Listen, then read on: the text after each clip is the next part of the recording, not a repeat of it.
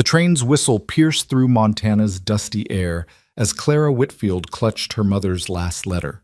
Obey him, no matter how cruel he becomes. She'd been sold like cattle to a stranger, expecting brutality from the mysterious rancher who'd bought her sight unseen. But when Luke Harrison's weathered hand touched his hat brim and his deep voice promised, "I'll be kind to you, always," Clara's world tilted. She'd prepared for cruelty, not kindness. Want to know how this mail-order bride found love where she expected only survival? Stay with me until the end, and don't forget to comment your city below. I love seeing how far these stories travel. The wooden platform beneath Clara Whitfield's boots felt like the edge of the world. Steam hissed from the locomotive's belly, shrouding the Willow Creek station in a ghostly veil that matched the fog in her mind. She stood perfectly still, her father's old carpet bag weighing down her right arm, while her left hand pressed against the pocket containing her mother's final letter. The paper had worn soft from her constant touching during the 3-day journey from Boston, each word burned into her memory like a brand. Obey him, no matter how cruel he becomes. Submit, survive, endure. This is a woman's lot, when poverty leaves no other choice. Clara's green eyes, the same shade as the Atlantic on a stormy day, scanned the scattered crowd of cowboys and merchants milling about the platform. Which one owned her now? Which face belonged to Lucas Harrison, the man who had paid her father's debts in exchange for a bride he'd never met? The October wind cut through her thin traveling dress, her best dress, though its blue fabric had faded from too many washings and careful mendings. She'd sold her winter coat 2 weeks ago to buy food for the journey. Pride was a luxury she could no longer afford, just like warmth, just like choice. "You, Clara Whitfield?" The voice came from behind her, deep as thunder rolling across the plains. She turned slowly, her spine straight despite the trembling in her knees. The man who stood before her defied every expectation she'd built during those long, sleepless nights on the train. Lucas Harrison, Luke, as she'd later learn he preferred, towered over her 5'4" frame, but it wasn't his height that struck her first. It was his eyes. Blue as winter sky, they held none of the coldness she'd prepared herself to face. Weathered lines carved paths from their corners, evidence of years squinting against the sun, and perhaps, though she dared not hope, of laughter.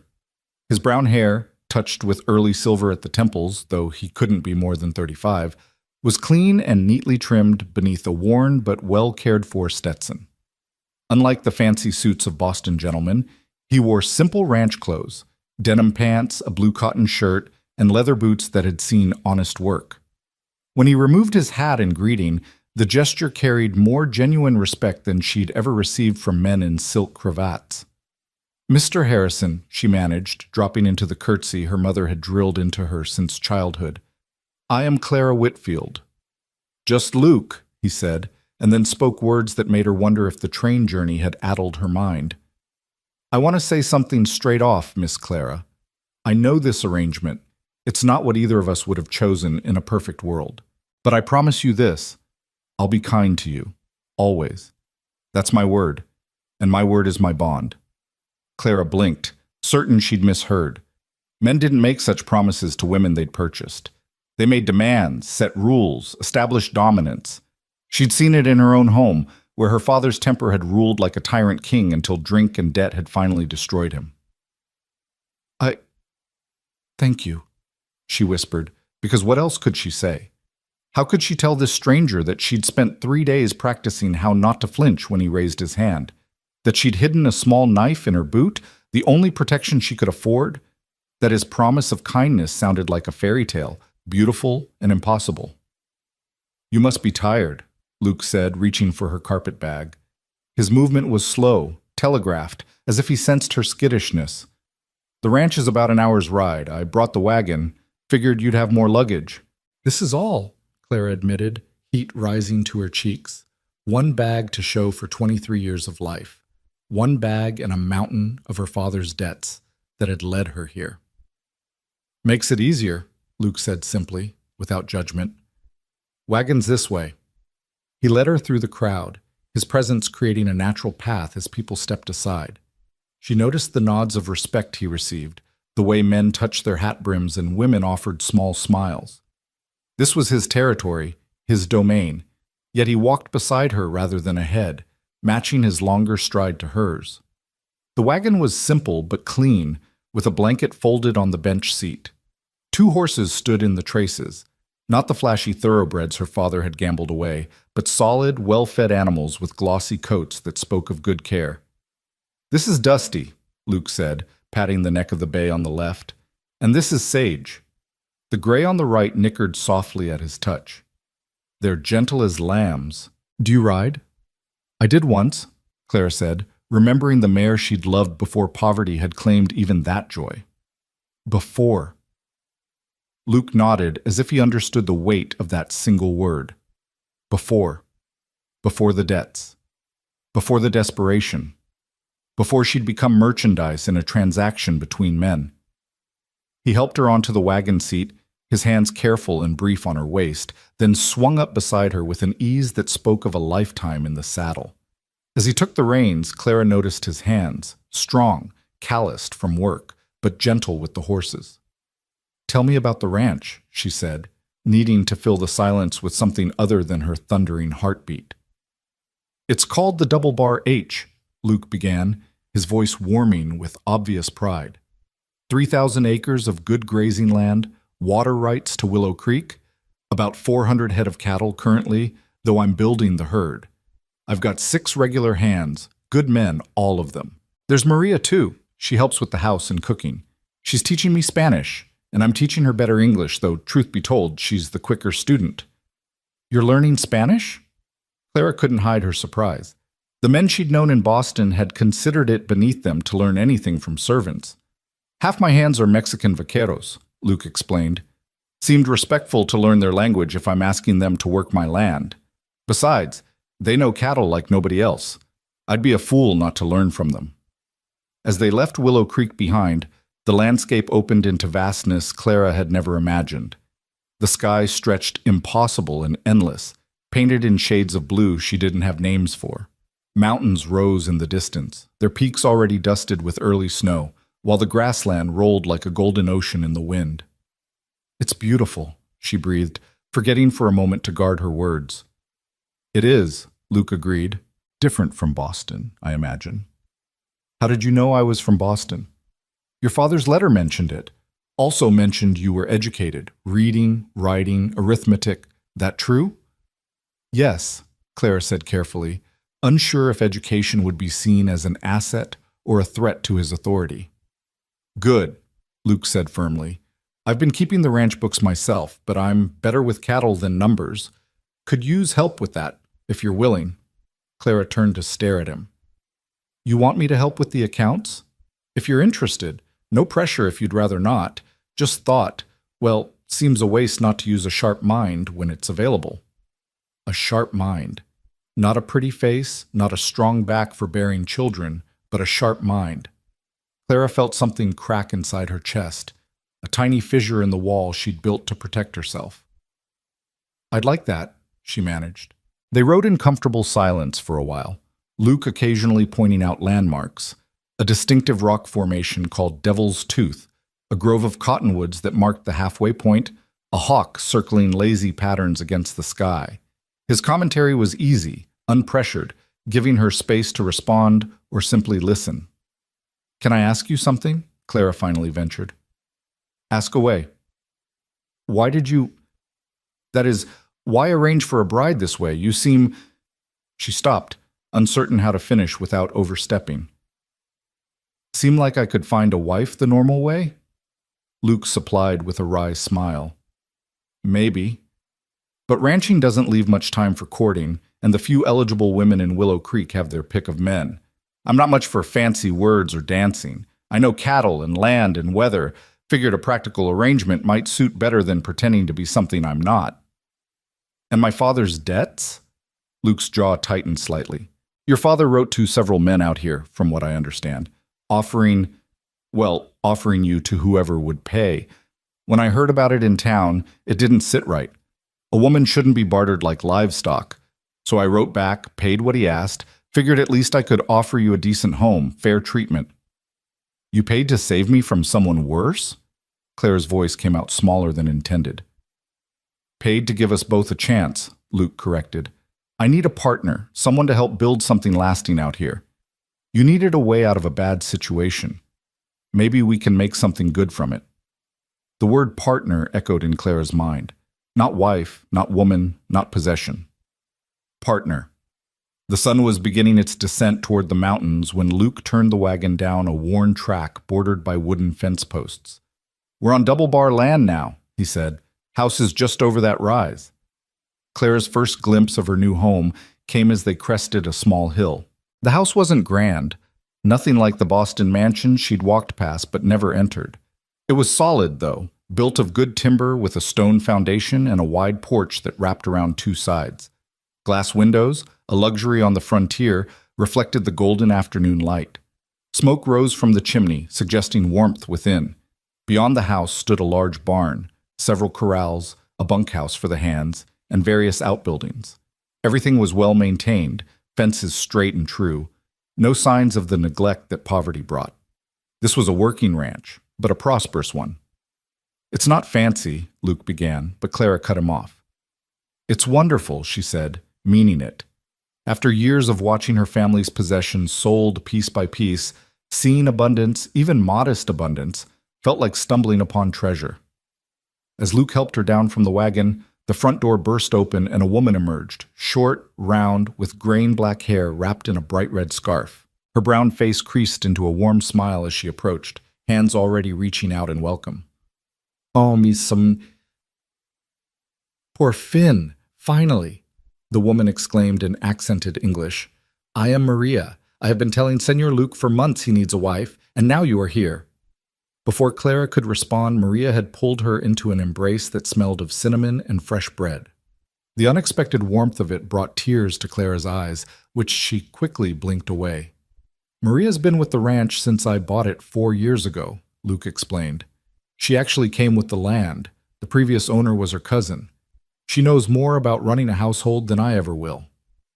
Senor Luke knows cattle, Maria said with a fond but exasperated look at her employer. But he tries to live on coffee and beef jerky when I'm not watching. Now you are here, we civilize him properly, see? Maria, Luke protested, but his eyes held amusement. Come, come, Maria said, taking Clara's arm. You need to see house, see your room, get warm. Senor Luke, you bring bag. As Maria led her toward the house, Clara glanced back to see Luke following with her carpet bag, a bemused expression on his face. He caught her eye and shrugged, as if to say, This is Maria.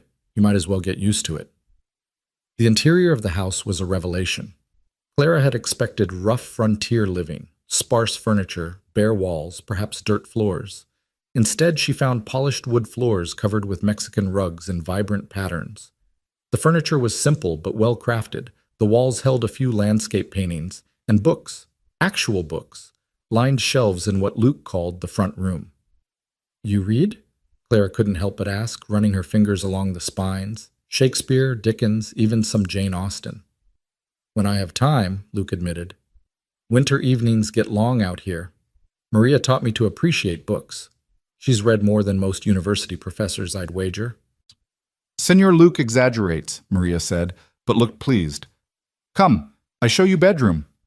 The room Maria led her to was at the back of the house, with windows facing the mountains.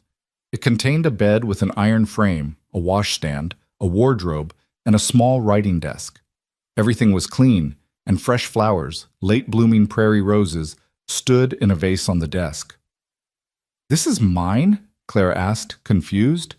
She'd assumed she would share Luke's room immediately. It was a husband's right, after all.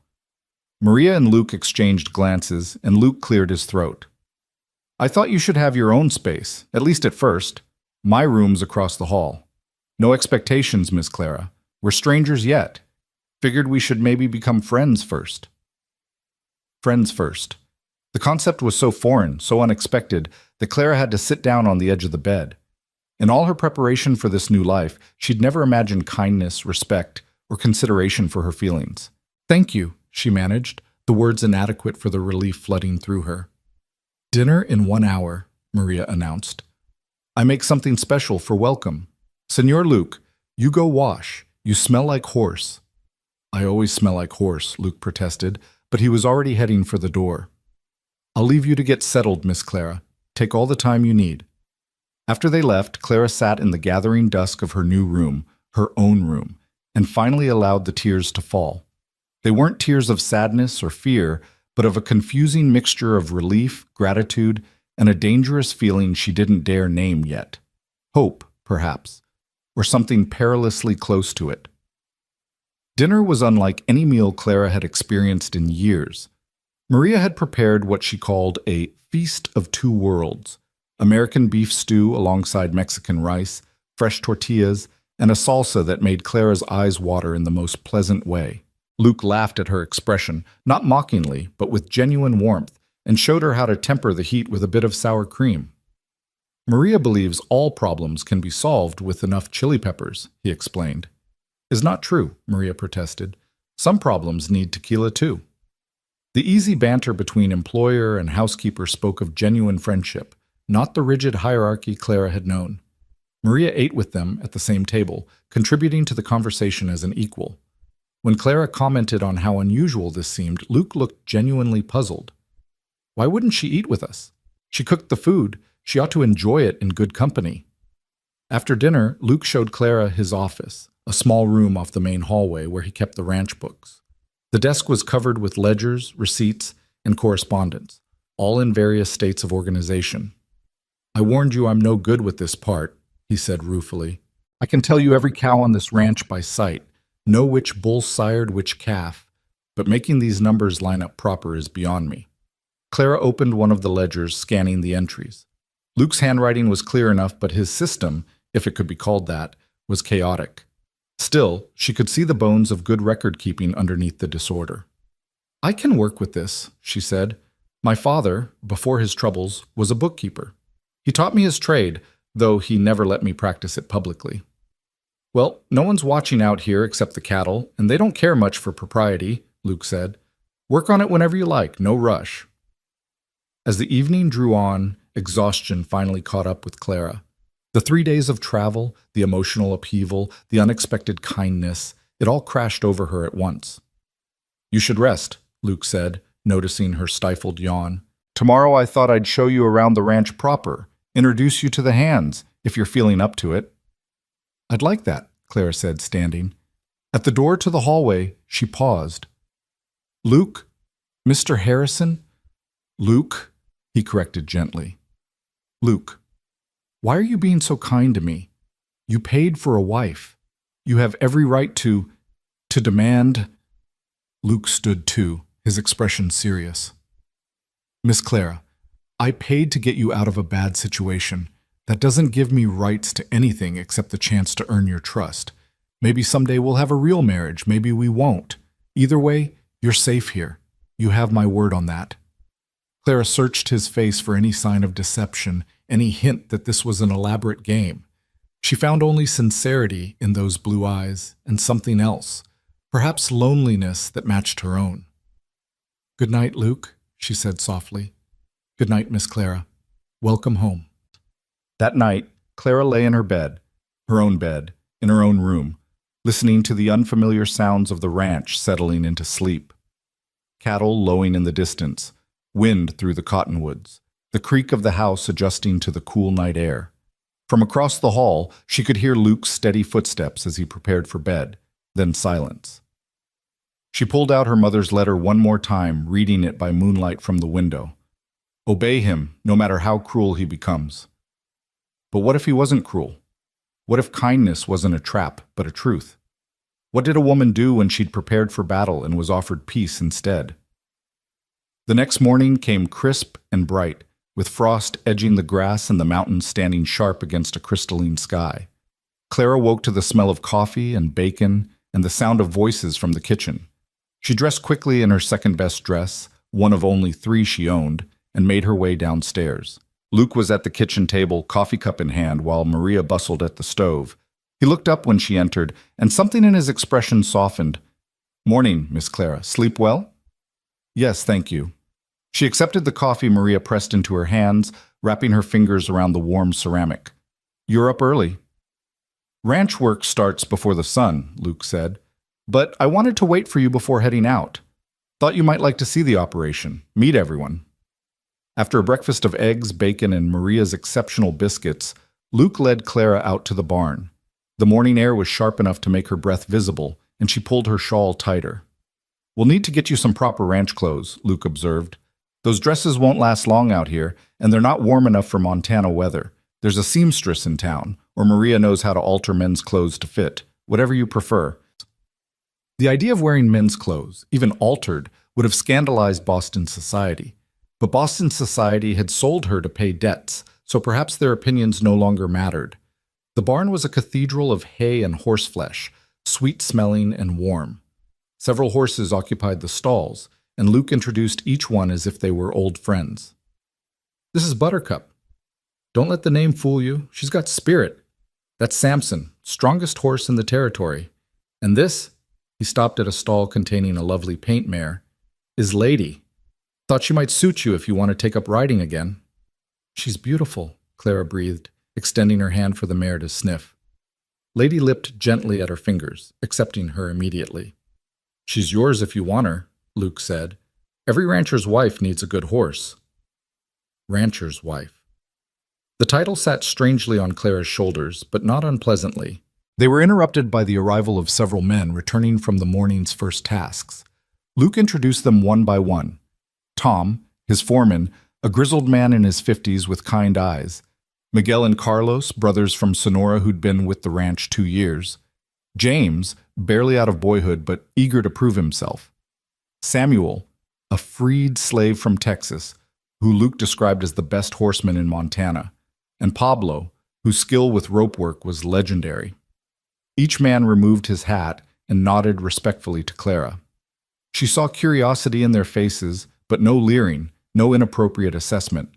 Whatever Luke had told them about her arrival, it had established clear boundaries. "Ma'am," Tom said, speaking for the group, "welcome to the double bar. Boss says you'll be handling the books. That's a relief to all of us. His numbers make our heads spin." "I tried to explain the accounting system," Luke protested. "You tried to explain your version of an accounting system," Tom corrected with the ease of long friendship, "which changed every time you explained it." The men laughed, and Luke took the ribbing with good humor. This too was different, a boss who could be teased by his employees, who treated them as men rather than tools. Luke spent the morning showing Clara around the ranch. The corrals where they broke horses, the pastures where cattle grazed, the creek that provided year-round water. He explained the rhythm of ranch life, spring calving, summer drives to better pasture, fall roundup and sale, winter survival. "It's hard work," he said honestly, "harder than anything you've known in the city. But it's honest work, and it's building something. Every calf born, every acre improved, every good season, it all adds up to something lasting." Clara found herself caught up in his vision, seeing possibilities she'd never imagined. "What about farmers?" "I've heard there's conflict between ranchers and farmers out here." Luke's expression darkened slightly. "Some places, yes. Farmers want to fence the land, ranchers need open range. But I've been buying my land legal and proper, getting deed and title. Any farmer settles near here, long as they respect my water rights and don't fence my cattle out from the creek, we'll get along fine. World's big enough for both." This pragmatic approach to conflict resolution seemed typical of Luke, firm on his rights, but willing to compromise for peace. As they walked back toward the house for lunch, a rider approached at full gallop. Luke tensed, his hand moving instinctively toward the rifle he carried. "Trouble?" Clara asked, alarmed. "Maybe. That's Jim Paulson's boy." The rider, a youth of perhaps 14, pulled up hard, his horse lathered with sweat. "Mr. Harrison, Pa sent me. Roland Keynes moved his herd onto your north pasture. Says the land's his by rights, something about an old Spanish grant. He's got 20 men with him." Luke's face went hard as granite. "Tom!" he shouted, and the foreman appeared as if from nowhere. "Get the boys, armed but not aggressive. We're riding to the north pasture." "Luke?" Clara touched his arm, feeling the tension in his muscles. He looked down at her, and she saw the kind rancher transform into something harder, more dangerous. "Roland Keene's been trying to push me out since I arrived. Seems he decided today's the day to make his move. Get in the house, Clara. Stay with Maria." "Be careful," she said, surprising herself with the genuine concern in her voice. His expression softened fractionally. "Always am." Go on now. Clara watched from the porch as Luke and his men rode out, rifles across their saddles, faces grim. Maria joined her, shotgun in hand. Is this normal? Clara asked. Keen, he is a snake, Maria said. He wants the water, the land. He thinks because Senor Luke is fair, he is weak. He is wrong. The next hours were the longest of Clara's life. She tried to work on the ledgers but couldn't concentrate. Maria baked bread, kneading with unusual violence. Both women started at every sound, every distant noise that might be gunfire. It was near sunset when the men returned. Clara counted quickly. All present, though Tom had a bloody bandage around his arm. Luke swung down from his horse, face drawn with exhaustion and something else, controlled anger. What happened? Clara asked, meeting him at the door. Keen backed down when he saw we wouldn't run, took his cattle and left, but not before Tom took a bullet in the arm. It's not bad, he added quickly, seeing her alarm. Maria, can you tend to it? As Maria bustled Tom inside, muttering Spanish curses about Keen's parentage, Luke slumped onto the porch steps. Clara sat beside him, close enough to feel the heat radiating from his body. This isn't over, he said quietly. Keen won't give up. He'll come back, probably with more men, maybe with lawyers claiming that Spanish Grant is real. I might have brought you into a war, Clara. That's not what I intended. You didn't bring me into anything, Clara said firmly. I chose to come here. Well, as much as I could choose anything, but I'm here now, and I'm not made of spun glass. What can I do to help? Luke looked at her with surprise and something that might have been admiration. You mean that? I've been useless most of my life, Clara said. Ornamental, as my father put it before he decided I was worth more as currency. I'd like to be useful for once. You're already useful, Luke said. Just having you here, knowing someone else has a stake in this place, it helps. But if you mean it, I could use your help going through the land records, making sure every piece of paper is in order. Keen will try legal means next, and we need to be ready. They worked together late into the night, spreading documents across Luke's desk, creating a chain of ownership that proved beyond doubt that the double bar was legally Luke's. Clara's experience with her father's bookkeeping, her attention to detail, proved invaluable. She found discrepancies Luke had missed, organized documents in a way that told a clear story. You're remarkable, Luke said at one point, watching her work. Clara felt heat rise to her cheeks. It's just paperwork. No, it's battle preparation. Different kind of fight than what happened today, but just as important. As the clock struck midnight, Luke insisted she get some rest. At her bedroom door, Clara turned to face him. In the lamplight, she could see the weariness in his eyes, the weight he carried. Luke, that promise you made at the train station about being kind? Yes. You've kept it. Even with everything else, you've kept it. He smiled then, a real smile that transformed his face. Easiest promise I ever made, Clara. Good night. The next days fell into a pattern. Clara rose early, helped Maria with breakfast, then worked on the ranch books while Luke handled the outdoor work. Afternoons she spent learning to ride Lady, remembering skills her body had never quite forgotten. Evenings were for gathering, all of them around the big kitchen table, Maria and often Tom joining them, discussing the day's work and tomorrow's plans. It was during one of these dinners, a week after the confrontation with Keen, that Tom brought disturbing news. Keen's in town, spreading stories, he said, saying Luke bought his bride because no decent woman would have him. Saying things about Mrs. Harrison that aren't fit to repeat. Clara felt the blood drain from her face. She'd expected this, in a way. Her unconventional arrival would naturally spawn gossip, but hearing it confirmed still stung. Luke's knuckles went white around his fork. He said what? Boss, don't, Tom warned. That's what he wants, you to come after him angry, do something stupid he can use against you. He's insulting Clara. Yes, Clara said quietly, and all eyes turned to her. He's insulting me to get to you, and we won't let him. We're better than that. Clara. No, Luke, think about it. What hurts him more? You punching him in the street, giving him ammunition to use against you, or us ignoring him entirely, being successful despite his efforts? The best revenge is a life well lived. Maria clapped. The Senora is wise.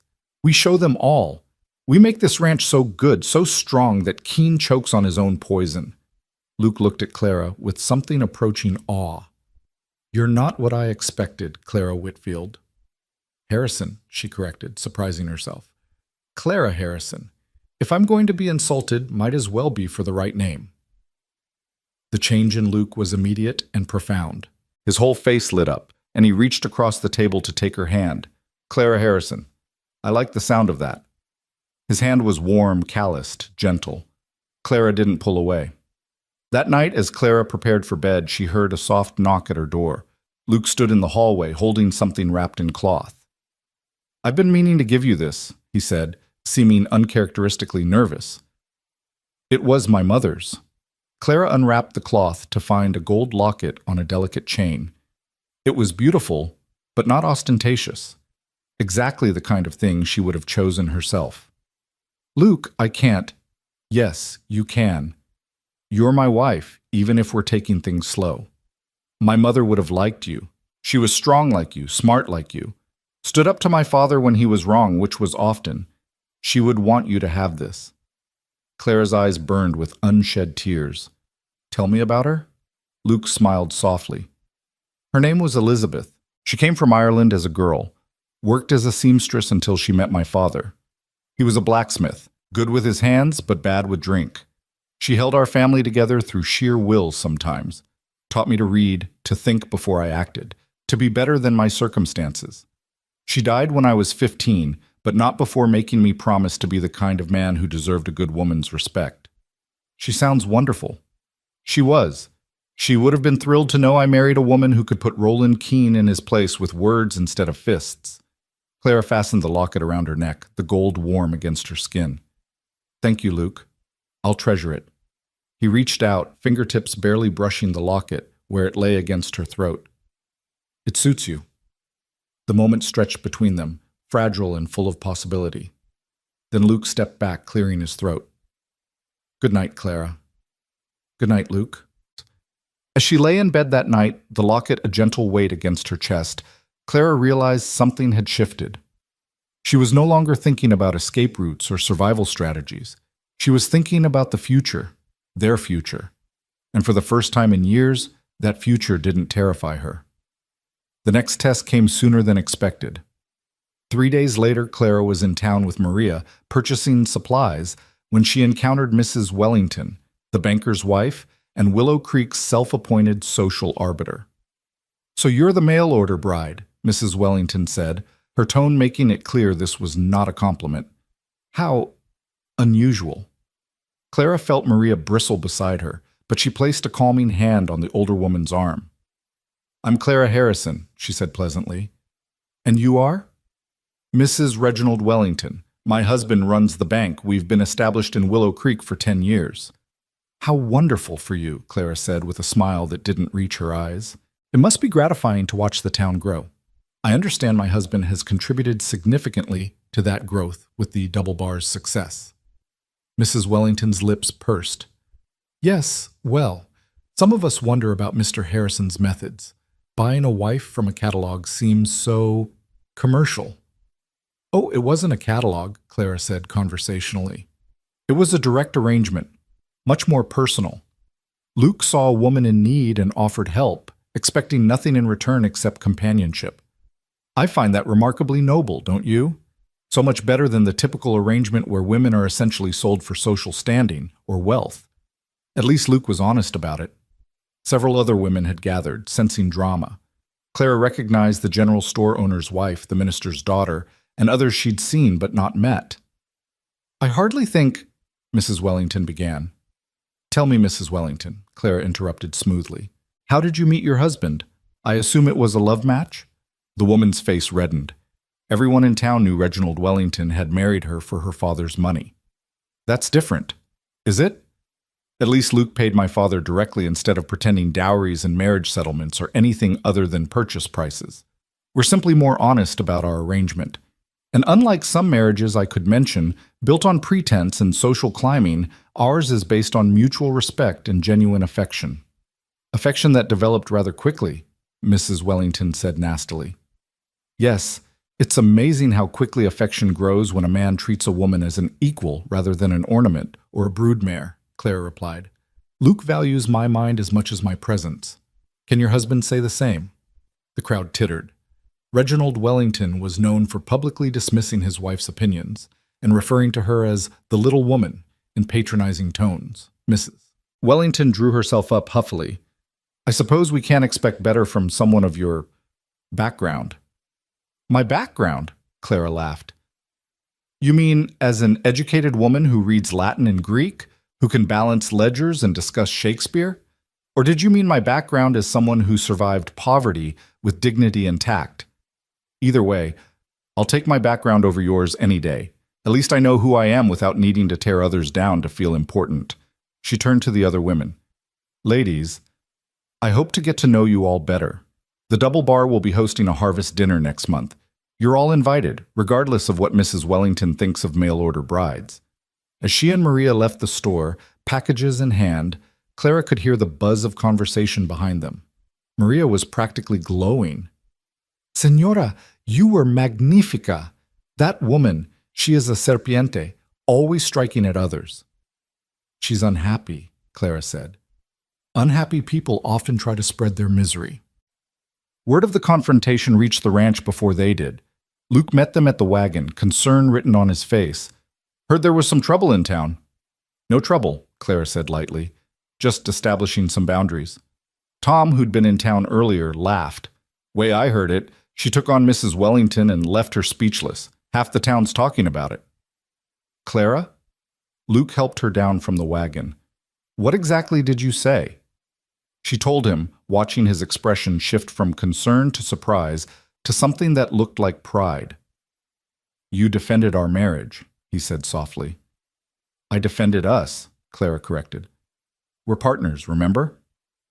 That night after dinner, Luke asked Clara to walk with him. The moon was full, casting silver light across the ranch land. They walked to a small rise that overlooked the valley, the lights of Willow Creek visible in the distance. This is my favorite spot, Luke said, where I come to think, to plan, sometimes just to breathe. It's peaceful, Clara agreed, wrapping her shawl tighter against the cool night air. Clara, I need to ask you something. These weeks since you arrived, have you been happy? Or at least not unhappy? Clara considered the question seriously. I've been surprised. I expected cruelty and found kindness. I expected servitude and found partnership. I expected to endure, and instead I'm living. Is that enough? It's more than I dreamed possible a month ago. Luke turned to face her fully. I know this isn't the romance from those novels Maria reads. I'm not good with pretty words or grand gestures, but I want you to know you're the best thing that's happened to this ranch. To me.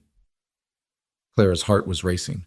Luke, I'm not asking for anything you're not ready to give, but I want to court you proper, even if we're already married. Take you on rides, bring you flowers, all the things I should have done if we'd met the normal way. I'd like that, Clara whispered. He reached out, slowly enough that she could pull away, and touched her cheek. When she didn't retreat, he leaned down and kissed her forehead, the gesture achingly tender. We'll do this right, he promised, however long it takes. As they walked back to the house, Clara's hand found its way into Luke's. It felt like coming home. The morning after their moonlit conversation brought the first snow of the season, delicate flakes drifting down like promises from heaven. Clara stood at the kitchen window, watching Luke and the men work to bring the cattle closer to the ranch, preparing for what he'd warned might be a harsh winter. The locket at her throat caught the light as she moved, a constant reminder of the trust he'd placed in her. You watch him like he hung the moon, Maria observed, kneading dough for the day's bread. Clara felt heat rise to her cheeks. I'm just observing the work. See, and I am just making bread, not planning a feast for the harvest dinner that will show all of Willow Creek what fools they are. Maria's eyes twinkled. Love is not something to be ashamed of, mija. It's been barely a month, Maria. How can it be love?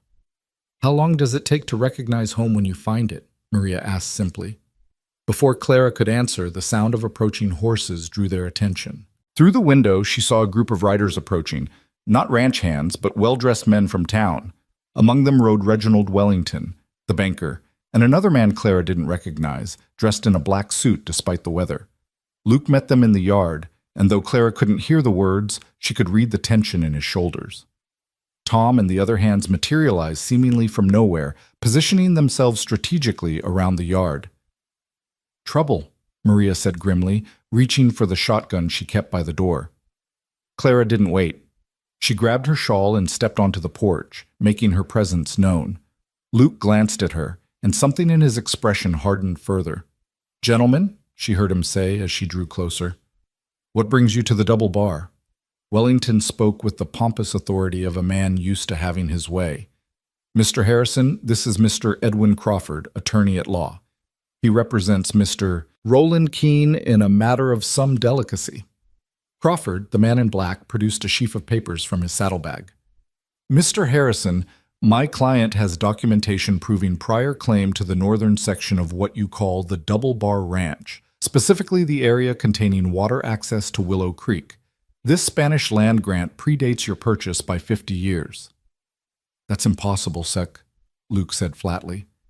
"I bought this land free and clear from Samuel Morrison 4 years ago. Have the papers to prove it." "Papers can be forged," Crawford said smoothly. "Spanish grants, however, are recorded in the territorial offices.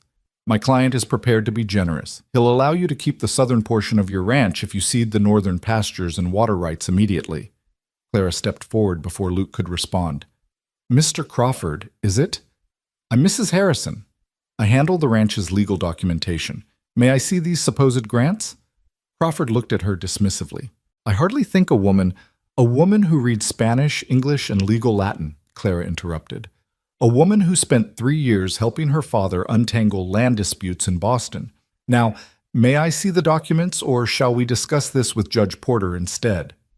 The mention of the circuit judge, known for his intolerance of false claims, made Crawford hesitate. He handed over the papers with obvious reluctance. Clara studied them carefully, aware of all eyes upon her. The documents were in Spanish, old and yellowed, seemingly authentic.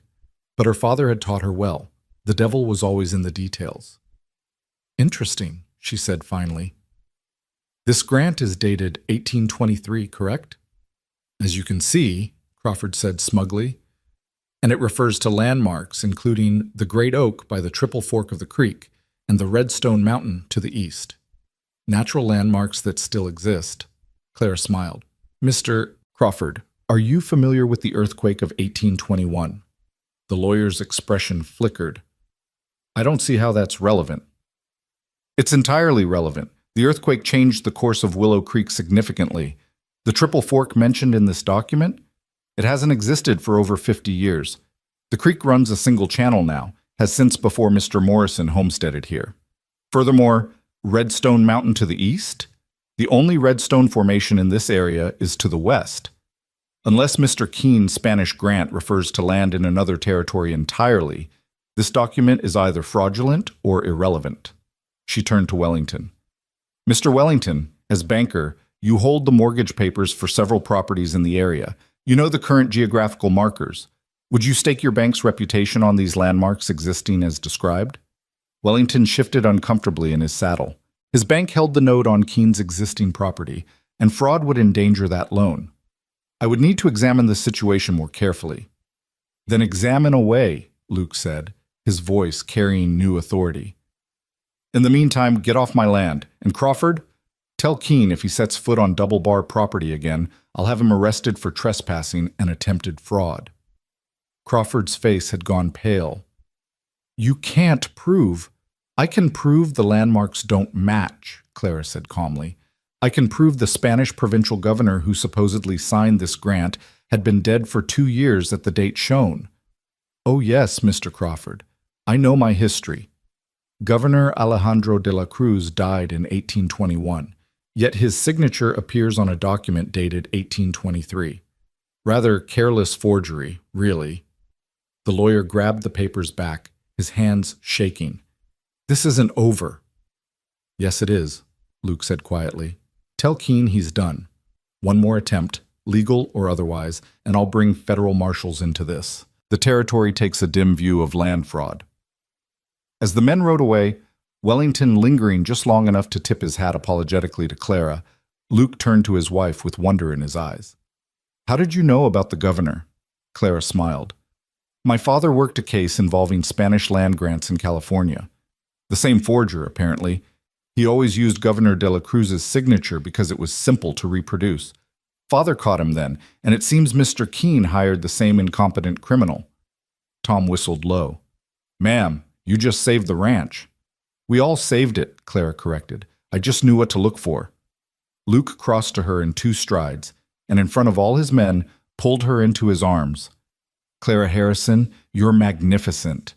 She let herself lean into his embrace, feeling the solid strength of him, smelling leather and soap and something uniquely Luke. Around them the hands cheered and Maria wiped tears from her eyes. Just doing my part, Clara murmured against his chest. Partner, Luke said, the word carrying weight and warmth. Full partner in everything. That evening, the ranch celebrated. Maria outdid herself with dinner, the hands brought out a fiddle and harmonica, and even Clara was convinced to dance, Luke's hands sure and gentle as he guided her through the steps. I haven't danced since I was 16, she admitted, laughing as she missed a step. You're doing fine, Luke assured her. Better than fine. You're perfect. The word hung between them, heavy with meaning. Clara met his eyes and saw her own feelings reflected there, the growing attraction, the deepening trust, the possibility of something more than either had dared hope. Later, as the celebration wound down and the hands returned to the bunkhouse, Luke asked Clara to sit with him on the porch despite the cold. I want to tell you something, he said, wrapping a blanket around her shoulders, about why I really answered your father's letter. Clara waited, sensing this was important. 4 years ago, I was engaged. Her name was Sarah, daughter of a rancher near Cheyenne. Pretty, accomplished, everything a man could want. We courted for 6 months, and I thought we'd build a life together. Clara's chest tightened, but she remained silent. 2 weeks before the wedding, she ran off with a traveling salesman, said ranch life was too hard, too lonely, said I was too rough, too focused on the land instead of her. Luke's voice was steady, but Clara heard old pain underneath. Maybe she was right. I'm not smooth-talking or fancy, but I thought what we had was real. Luke, after that, I focused on building the ranch. Figured if I couldn't have love, I'd have land. Something that couldn't leave, couldn't lie. Then your father's letter came. He turned to face her fully. Other men might have wanted a pretty face or strong son. I wanted someone who understood that building something takes work. Someone who wouldn't run when winter got hard or cattle got sick. Someone practical, Clara said softly.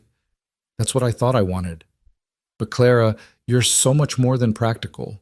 You're brilliant and brave and kind. You stand up to bullies and comfort Maria when she misses her family in Mexico. You treat the hands with respect and dignity. You've made this house a home in ways I never could. Clara's eyes burned with tears. You gave me a chance to be myself. Do you know how rare that is? All my life men told me to be quieter, smaller, less. You tell me to be more. Luke reached out, cupping her face gently. I'm falling in love with you, Clara. Not the idea of you, not the convenience of you, you. Luke, Clara's voice broke. I'm falling too. Have been since you kept your promise at the train station. This time when he kissed her, it wasn't on the forehead. His lips met hers with a tenderness that spoke of patience and desire, carefully controlled. Clara had been kissed before. Fumbling attempts by Boston boys who saw her as a prize. This was different. This was communion, conversation, confession, all at once. When they parted, both were breathing unsteadily. Clara, Luke said roughly, I want to do this right. Court you proper, even if we're already married. But God help me, it's getting harder to say goodnight at your door. Clara's cheeks burned, but she met his eyes steadily. What if you didn't have to? Say goodnight at my door, I mean. Luke went very still. Clara, are you sure? There's no rush. I can wait as long as... She silenced him with another kiss, this one bolder, surer. I'm sure. But Luke, let's still take it slow. I want to learn you. Learn us. That night, Clara moved across the hall. Luke's room was larger than hers, dominated by a bed made of pine logs he'd cut himself. The quilts were handmade, gifts from Maria, and the single painting on the wall showed the Double Bar Valley at sunset. "It's not fancy," Luke said nervously. "It's you," Clara replied, and that was everything. They lay together fully clothed at first, learning the shape of each other. Luke's hands were infinitely gentle as he unpinned her hair, letting the dark waves fall around her shoulders. "Beautiful," he murmured, wrapping strands around his fingers. Clara traced the lines of his face, the small scar above his left eyebrow from a horse's hoof, the laugh lines that spoke of joy despite hardship. "How did I get so lucky?" "I'm the lucky one," Luke said. "Clara, I need you to know, if you change your mind any time about any of this—" "I won't," she said firmly. "Luke Harrison, you're stuck with me now." They moved together slowly, carefully, with the patience of people who had all the time in the world. When they finally joined as husband and wife in truth, Clara understood what the poets meant about two becoming one. This was not possession or surrender, but partnership in its most intimate form. Afterward, lying in Luke's arms as snow fell softly outside, Clara felt a peace she'd never known. This was home. Not the house, not the ranch, but this man who'd promised kindness and delivered so much more. "I love you," she whispered into the darkness. "I love you too," Luke replied, pressing a kiss to her hair. "More than the land, more than anything. You've given me something to fight for beyond acres and cattle." "What's that?" "A future. A real future. With children and grandchildren. With the ranch passed down through generations. With you beside me through all of it." Clara turned in his arms to face him. "Children? If you want them? Only if you want them. But Clara, I can see it. Little girls with your clever eyes, boys with your courage. Teaching them to ride and read, to stand up for what's right. I want that," Clara admitted. "I want all of it. But Luke? Let's get through winter first and whatever else Keen throws at us." Luke's arms tightened around her. "He won't touch you, won't touch any of what we're building. I promise." It was a promise that would be tested sooner than either expected. 3 days later, Clara woke to the smell of smoke. Luke was already up, pulling on his boots in the pre-dawn darkness. "What is it?" she asked, though dread already curled in her stomach. "Fire. North pasture." Clara was out of bed immediately, pulling on the split skirt Maria had made her for riding. Through the window, she could see an orange glow on the horizon. "Keen?" she asked. "Maybe. Maybe lightning, though there's been no storm." Luke strapped on his gun belt, his face grim. "Stay here with Maria. Keep the shotgun handy." "Luke," he kissed her hard. "I'll be careful. But if this is Keen, if he's escalated to burning pastures, Clara, he might come for the house." "We'll be ready," Clara promised. Luke and the hands rode out toward the fire, leaving Clara and Maria to fortify the house. They filled buckets with water from the pump, loaded all the rifles, positioned themselves at windows with clear sight lines. "Senora," Maria said quietly, "if they come, you run. Take Lady and ride for town. I'm not leaving you. I am old. My life is lived. Yours is just beginning." "Maria." Clara broke off as she spotted riders approaching from the east, the opposite direction from the fire. "Someone's coming." Through the dawn light, she counted 8 riders. Even at a distance, she recognized Keen's distinctive black stallion. "They split up," Clara breathed. "The fire was a distraction." Maria cursed creatively in Spanish. "What do we do?" Clara's mind raced. They couldn't fight 8 men. But they couldn't run either. The house, the ranch records, everything Luke had built was here. "We stall," Clara decided. "And we pray the men see the smoke and realize it's a trap." She stepped onto the porch as Keen and his men rode up, the shotgun obvious in her hands. Maria flanked her, similarly armed. "Mr. Keen," Clara said coolly, "you're trespassing." Keen smiled, the expression cold as winter wind. "Mrs. Harrison, or should I say Miss Whitfield, I've done some checking. Your marriage isn't legal, no proper ceremony, no witnesses, just a bought woman living in sin." "Our marriage was performed by Judge Porter 2 days ago," Clara lied smoothly, "witnessed by Tom Bradley and Samuel Johnson.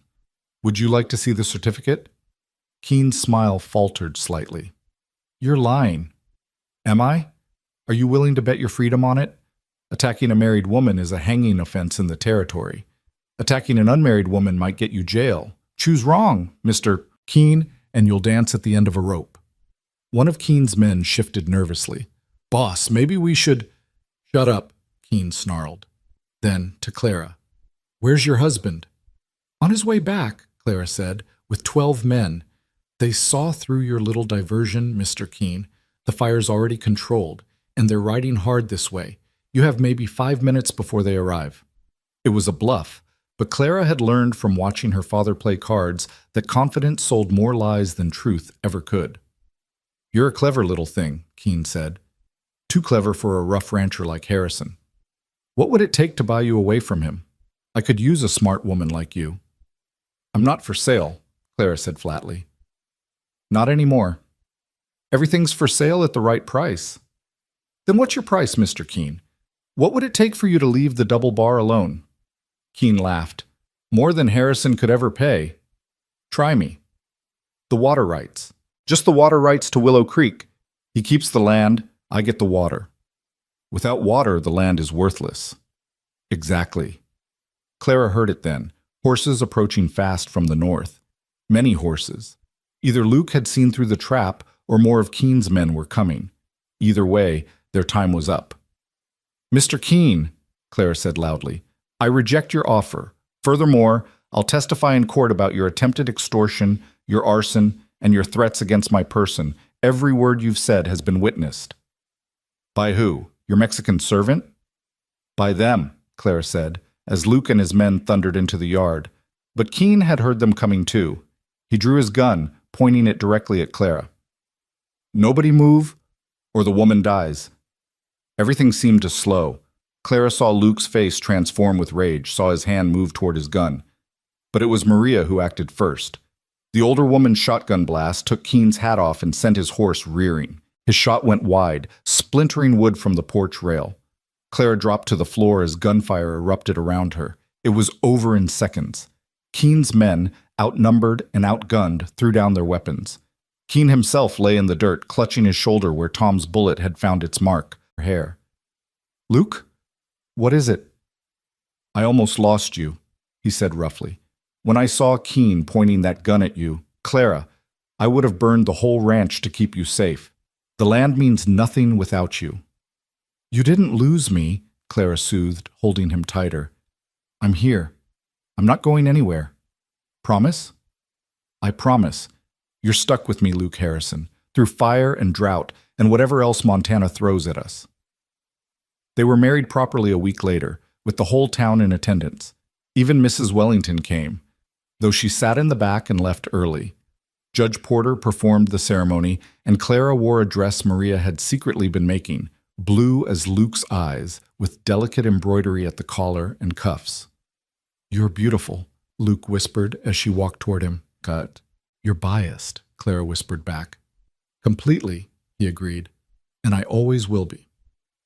The harvest dinner was held the next week, and it seemed the entire territory attended. The attempted burning of the double bar had turned Luke and Clara into local heroes, the honest rancher and his brilliant wife who'd stood up to corruption and won. Clara found herself surrounded by women wanting to know about her education, men asking her advice on legal matters, and everyone wanting to hear the story of how she'd faced down Roland Keene with nothing but words and courage. You've changed things, Mrs. Thomas, the schoolteacher, told her. Shown that women can be more than decoration or drudges. Would you consider teaching some of the girls, reading, writing, arithmetic? I'd be honored, Clara said, and meant it. As winter settled over the ranch in earnest, Clara discovered she was pregnant. She told Luke on Christmas morning, watching his face transform from confusion to joy to something approaching awe. A baby? He breathed, his hand hovering over her still flat stomach. Our baby? Due in summer, Maria thinks. July, maybe. Luke pulled her into his lap, holding her like she was made of spun glass. Clara, I never thought. Are you happy? Terrified, Clara admitted. But yes, happy. So happy, Luke. We'll need to add to the house, Luke said, already planning. A nursery, maybe expand the kitchen, and we'll need to hire more help for you, especially when you're teaching. Luke, Clara laughed, we have months to figure all that out. I want everything perfect for you, for both of you. It already is, Clara said, meaning it. This life, this ranch, you. It's more than I ever dreamed possible when I stepped off that train. Luke kissed her tenderly. That reminds me. I have something for you. He produced a small wrapped package from his pocket. Inside was a gold ring, simple but elegant, with a small diamond that caught the morning light. I know we're already married, Luke said, but I wanted you to have this. A real wedding ring, not just the plain band we used for the ceremony. Something that shows that I'm loved, Clara finished. Oh, Luke, it's perfect. As he slipped the ring onto her finger, Clara thought about the journey that had brought her here. From Boston's desperation to Montana's promise.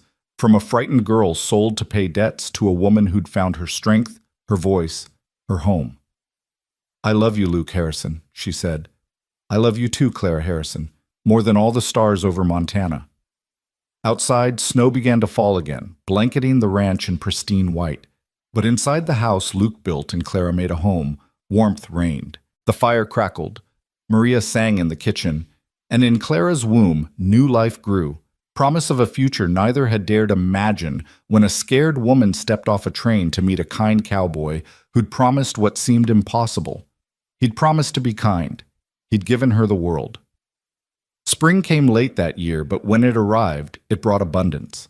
The grass grew thick and green, the cattle thrived, and Clara's pregnancy progressed without complications.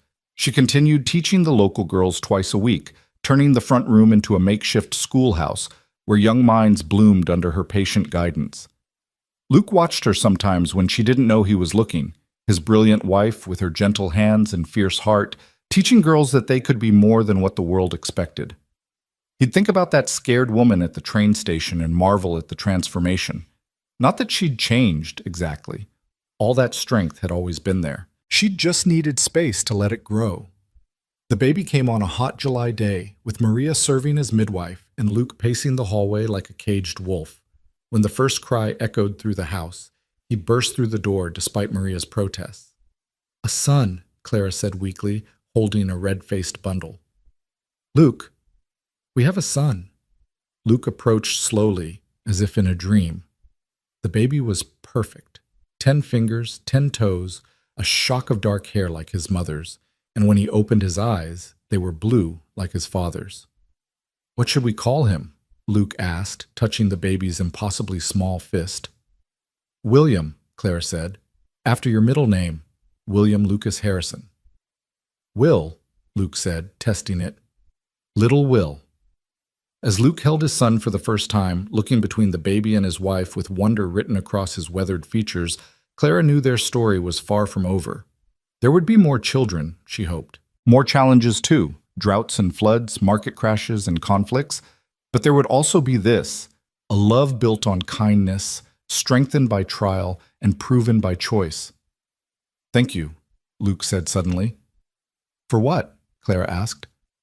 For taking a chance on a rough rancher who promised to be kind, for becoming my partner, my wife, the mother of my child, for making this ranch a home and this life worth living. Clara reached up to touch his face, feeling the wetness of tears on his cheeks. Thank you for keeping your promise, for being kind when I expected cruelty, for seeing me as more than merchandise or ornament, for giving me a life I never dared dream of. Partners? Luke asked, though they both knew the answer. Partners, Clara confirmed. Always. As the sun set over the Double Bar Ranch, painting the sky in shades of gold and rose, Clara reflected on the words her mother had written so long ago. Obey him, no matter how cruel he becomes. But Clara had found something better than obedience, partnership, something stronger than endurance, love. And in Luke Harrison, she'd found the rarest of men, one whose kindness was not weakness but strength, not performance but truth. The girl who'd expected cruelty had found kindness. The woman who'd expected servitude had found equality. And in the vast wilderness of Montana, two souls who'd thought themselves destined for loneliness had found their way home to each other. The summer heat hung heavy over the Double Bar Ranch as little Will took his first steps across the kitchen floor, Maria clapping with delight while Clara held her breath, arms outstretched to catch him if he fell. At 14 months old, their son had his father's determination and his mother's quick mind, already saying words and pointing at everything with endless curiosity. "He's going to be trouble," Luke said from the doorway, grinning as Will tottered toward him with arms raised. "Like his father," Clara teased, watching Luke sweep the boy up into his arms. The sight still made her heart clench, this strong man so gentle with their child. It had been 2 years since Clara stepped off that train, 2 years since Luke's promise of kindness had changed everything. The ranch had prospered, their reputation in town had solidified, and Roland Keene was serving his prison sentence far from Montana. Life had settled into rhythm, calving season, brandings, cattle drives, harvest, punctuated by Will's laughter, and the quiet moments when Luke would pull Clara close and whisper his gratitude for the life they'd built. But peace, Clara had learned, was often temporary on the frontier. The trouble started with a letter that arrived on an otherwise ordinary Tuesday. Clara was teaching her students, her class had grown to 12 girls now, when Tom rode up fast, dust clouding behind his horse. "Mrs. Harrison," he said, hat in hand but urgency in his voice. "Letter came to town for the boss, marked urgent from the territorial office." Clara dismissed her students early, something cold settling in her stomach as she took the official-looking envelope. Luke was out checking the far pastures with Miguel and Carlos, not due back until evening, but something about Tom's expression made her tear it open. The words swam before her eyes, then crystallized into meaning that made her sink into the nearest chair. The railroad was coming through. The proposed route cut directly through the Double Bar's best grazing land, including their water access to Willow Creek. "They can't do this," she breathed. "They can if they got federal backing," Tom said grimly. "Eminent domain, they call it. Government takes what it needs for the greater good." Clara's mind raced. They'd fought so hard for this land, survived Keene's attacks, built something beautiful and lasting. Now the government wanted to tear it apart for steel rails and progress? "Tom, ride out and find Luke. Tell him to come back immediately." "Yes, ma'am." As Tom galloped away, Clara spread the letter on her desk, reading it more carefully. The railroad company was offering compensation, a pittance compared to the land's true value. They had 60 days to respond before condemnation proceedings would begin. "Senora?" Maria appeared in the doorway, Will on her hip. "What is wrong?" Clara explained, watching Maria's face darken with each word. "They cannot take our home," Maria said fiercely. "We fight, yes?" "We fight," Clara agreed, "but this time the enemy isn't a man with a gun. It's progress itself." Luke arrived as the sun was setting, his horse lathered with sweat from the hard ride. Clara met him on the porch with the letter and a glass of whiskey. "How bad?" he asked after reading. "They want the northern quarter, including the creek access. Without water, the rest of the ranch dies." Luke's jaw clenched. "Over my dead body." "That's what I'm afraid of," Clara said softly. "Luke, we can't fight the federal government with guns." "Then how do we fight?" Clara had been thinking about this all afternoon. "With law. With influence. With alternatives." "Clara, I'm a rancher, not a politician." "No, but I'm the woman who exposed Roland Keene's fraud. The woman who teaches half the daughters in this town. We have friends now, Luke. Maybe it's rhyme to call on them." The next morning, they rode to town together, leaving Will with Maria. The council meeting was already in session when they arrived, the small room packed with concerned citizens. Word had spread. The railroad wasn't just threatening the Double Bar. The proposed route would displace 3 other ranches and cut through the town's main street. "Progress," Mayor Davidson was saying as they entered. "We can't stand in the way of progress." "Progress that destroys our homes?" Clara spoke up, and heads turned. "Progress that takes productive ranch land and turns it into steel tracks? How is that progress for Willow Creek?" "Mrs. Harrison," the mayor said condescendingly, "you don't understand the economic benefits. I understand that the railroad company is offering us 30 cents on the dollar for our land value. I understand that they're using federal authority to steal what we've built with our own hands. And I understand that there are alternative routes that don't destroy existing settlements." Alternative routes? This from Judge Porter, who'd remained silent until now. Clara pulled out the maps she'd spent all night preparing. The railroad wants the northern route because it's the shortest path. But if they go 15 miles south through Harmon's Gap, they avoid all settled land. It's only 3 miles longer and actually avoids 2 river crossings. That land's rougher, someone called out. Costs them more to build. Yes, Clara agreed, which is why they want to take our developed land instead. They save money. We lose everything. Is that the kind of progress Willow Creek wants to be known for? Luke stood beside her. My wife's right. We're not against the railroad. Hell, it'll help us get cattle to market faster, but not at the cost of our homes, our water rights, our community. What do you propose? Judge Porter asked. We propose a united front, Clara said. Every affected landowner, the town council, everyone. We present the alternative route as a compromise. The railroad gets their tracks, we keep our homes. And if they refuse, Mayor Davidson asked, then we make it politically expensive for them to proceed, Clara said. I've already written to the territorial governor's wife. She was quite sympathetic when I explained how this would affect the school I run for local girls. Luke's contacted the Cattlemen's Association. We have allies. The room erupted in discussion. Not everyone was convinced. Some saw dollar signs from railroad jobs and increased trade.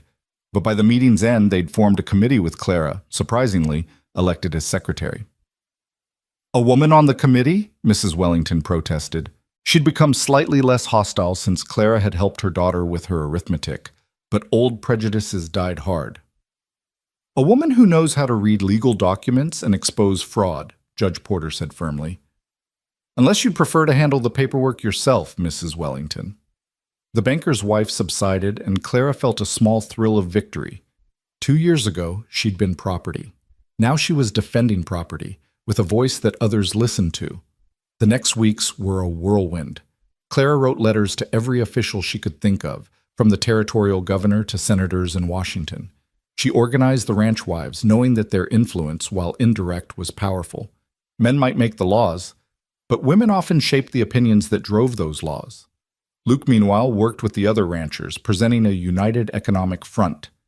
Together, they represented thousands of acres and hundreds of jobs. The railroad might have federal backing, but territorial officials needed local support to stay in power. It was during this time that Clara realized she was pregnant again. She told Luke one evening as they pored over survey maps, watching his face shift from concentration to shock to joy. Another baby? Clara, are you sure? Very sure. Due in spring, I think. Luke pulled her into his lap, maps crinkling beneath them. You're fighting the railroad while carrying our child? Pioneer women have done more with less, Clara said, though she let herself rest against his chest. But Luke, this fight, it's not just for us anymore. It's for Will, for this new baby, for the future we're building. We'll win, Luke said firmly. We have to. The railroad company sent a representative 3 weeks later, a smooth-talking man named Harrison Blackwood, who wore a suit that cost more than most ranchers made in a year. He came to the double bar directly, apparently thinking he could negotiate with Luke man to man. He hadn't counted on Clara. Mr. Harrison, Blackwood said, deliberately ignoring Clara as she served coffee. Let's be reasonable. The compensation we're offering is generous. It's 30% of the land value, Luke said flatly. Land is only worth what someone will pay for it. Then why not buy Harmon's Gap instead? Clara interjected. It's unoccupied, unclaimed. Surely that would be cheaper than condemning developed land. Blackwood's eye twitched. The route has been decided by engineers who know better than... He paused, his meaning clear. Better than a woman? Clara smiled sweetly. Mr. Blackwood, I may be just a rancher's wife, but I can read a survey map. Your engineers chose the northern route before they even visited the territory. It was decided on paper, in an office somewhere back east by men who've never seen Montana. The decision is final. Is it? Clara pulled out a letter. The territorial governor seems to think otherwise. His wife is very concerned about the impact on local education. Did you know I run the only school for girls in 50 miles? Blackwood's composure cracked slightly. You've been busy. I've been protecting my home. There's a difference. Mrs. Harrison, Blackwood tried a different approach, his tone becoming patronizing. You clearly don't understand the larger economic picture. The railroad will bring prosperity. To whom? Clara interrupted. To Eastern investors who've never set foot here? Or to the families whose lands you're stealing? It's not stealing when the government... It's stealing when you take something worth $1 and pay 30 cents for it, regardless of who's doing the taking. Blackwood stood abruptly. This is pointless. Mr. Harrison, you'll be hearing from our lawyers. And you'll be hearing from ours, Clara said pleasantly. Did I mention my cousin in Boston is a federal judge? He's very interested in this case. Something about railroad companies exceeding their authority. It was a lie. Clara had no such cousin, but Blackwood didn't know that, and the seed of doubt in his eyes was worth the deception. After he left, Luke looked at Clara with admiration. A federal judge cousin? I might have exaggerated. You're becoming quite the poker player, Mrs. Harrison. I learned from watching my father. Before the drinking took him, he was brilliant at reading people, at knowing when to bluff and when to show your cards. What do we do when they call your bluff? Clara's smile was sharp. We make sure we have better cards by then. The letter came from an unexpected source, Luke's younger brother Daniel, whom he hadn't seen in 5 years. Daniel was a lawyer in San Francisco now, and he'd heard about their fight through legal channels. I can help, the letter read. Railroad companies overreach all the time. There are ways to fight them, but you need proper representation. I'm coming to Montana. Luke stared at the letter with a mixture of hope and old pain. He and Daniel had parted badly, fighting over their father's estate after their mother died. You don't have to see him, Clara said gently. We can find another lawyer. No, Luke said slowly. Maybe it's time to mend that fence, and we need all the help we can get. Daniel Harrison arrived 2 weeks later on the very railroad that threatened their land. The irony wasn't lost on anyone. He was younger than Luke by 5 years, with the same blue eyes but a softer face, unmarked by wind and sun. The reunion was awkward, two proud men circling each other like wary dogs. It was Will who broke the tension, toddling over to his uncle with arms raised and a trusting smile. Up, the boy demanded. Daniel lifted him, surprise flickering across his features. He looks like you, he told Luke. Has his mother's brains, thank God, Luke replied, and just like that, some of the tension eased. That evening, Daniel spread legal documents across their kitchen table while Maria fed him as if he'd been starving in San Francisco. The railroad's case is actually weak, Daniel explained. Eminent domain requires proving public necessity and paying fair compensation. You can challenge both. How? Clara asked, Will sleeping in her arms. First, we prove the alternative route is viable. I've brought an independent surveyor from California. Second, we demonstrate that the compensation offered is criminally below fair market value. And third, Daniel smiled, we make this politically toxic for them. Meaning? Luke asked. Meaning we turn this into a story about big Eastern companies crushing honest Western farmers. The newspapers will love it. An expectant mother defending her home against corporate greed? You'll have public sympathy from here to New York. Clara felt uncomfortable using her pregnancy as a weapon. But war was war. There's one more thing, Daniel added. I found something interesting in the railroad's original charter. They're required to minimize impact on existing settlements. Choosing a route that destroys 4 ranches when an alternative exists might violate their federal agreement. Hope bloomed in Clara's chest. Could that stop them? It could delay them long enough to make the alternative route more attractive. Time is money for railroads. Every day of delay cost them thousands. They launched their campaign on multiple fronts. Daniel handled the legal challenges, filing injunctions and demands for surveys. Clara organized the public relations battle, writing articles for territorial newspapers about families facing displacement. Luke united the ranchers, presenting an economic argument about the damage to Montana's cattle industry. The surveyor Daniel brought confirmed what Clara had suspected. Harmon's Gap was actually a better route from an engineering standpoint, with gentler grades and fewer water crossings. The only advantage of the northern route was that the land was already cleared and developed. They want to steal our improvements, Luke said bitterly after reading the report. Then we make that theft public, Clara replied. The story hit the newspapers in Helena first, then spread east. Railroad giants target pregnant mothers' home wasn't entirely accurate. They were targeting everyone's homes, But it captured attention. Letters of support poured in, and more importantly, letters to politicians. Harrison Blackwood returned a month later, this time with a team of lawyers. They commandeered the town hall for a public meeting that drew everyone for miles. The Northern Pacific Railroad has been more than generous, Blackwood began. We're offering compensation above the assessed value. The assessed value from 10 years ago, Clara interrupted from her seat. Before improvements, before the town grew, before the land proved its worth. Mrs. Harrison, you'll have your chance to speak. I'm speaking now, Clara stood, her pregnancy now visible beneath her dress. You say you're generous, but you're offering us 30 cents on the dollar.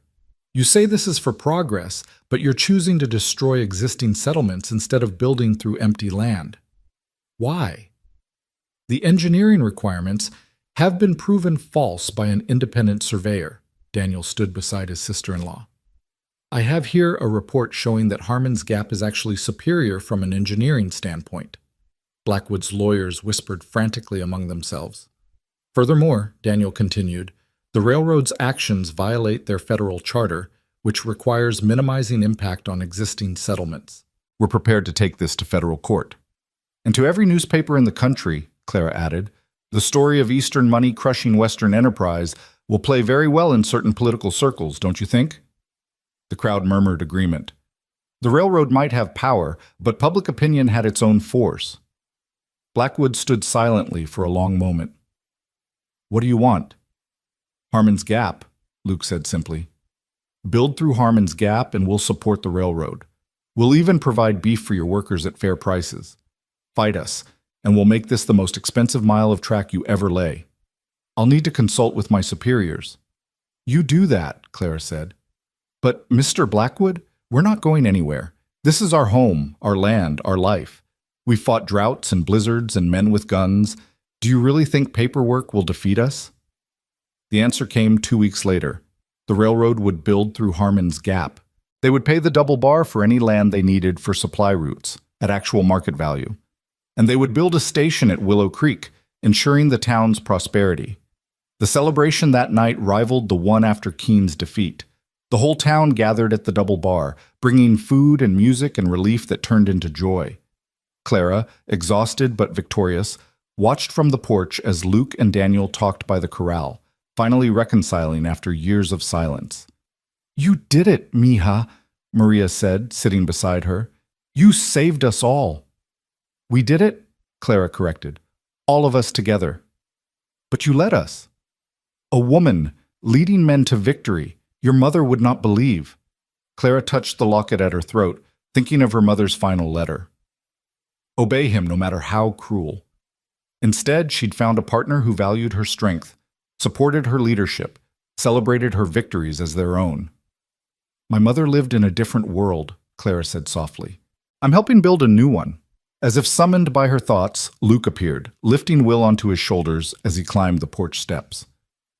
Daniel's staying another week, he said, wants to get to know his nephew.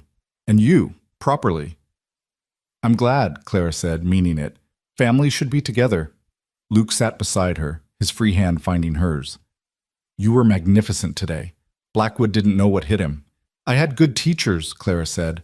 My father showed me how to read people. You taught me how to fight for what matters, and this land taught me that some things are worth any battle. No regrets? Luke asked.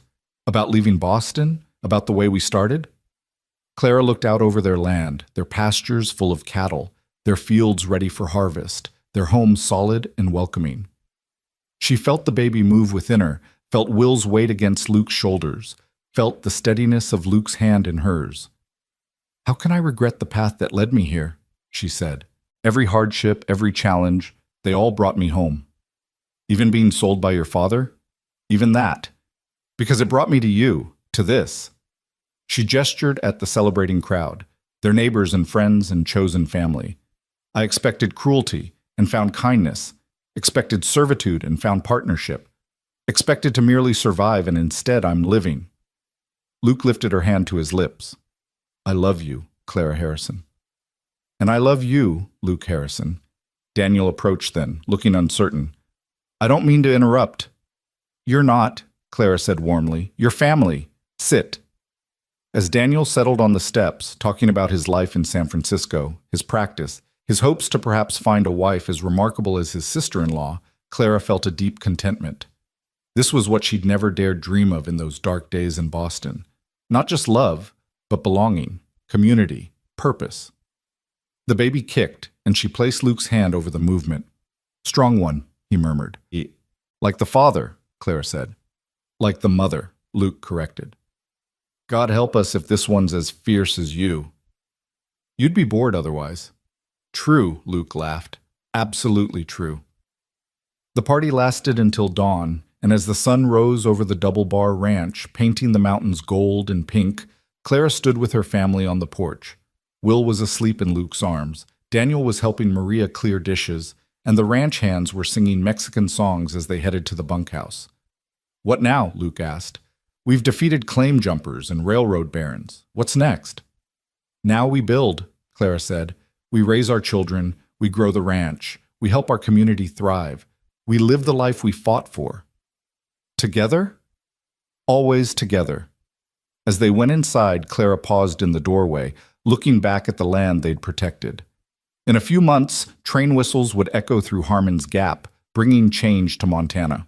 But the Double Bar would endure, would grow, would pass to Will and his siblings. She thought of that frightened girl at the train station, clutching her mother's letter and expecting cruelty. That girl could never have imagined standing here, victorious and loved, a leader in her community, a partner in every sense. But that girl had found something more powerful than fear. She'd found a man who kept his promise of kindness, a land that demanded her strength, and a love that transformed two lonely souls into something greater than either could be alone. The spring baby came early, a daughter they named Elizabeth after Luke's mother. She had Clara's green eyes and Luke's determined chin, and from her first breath she owned every heart on the ranch.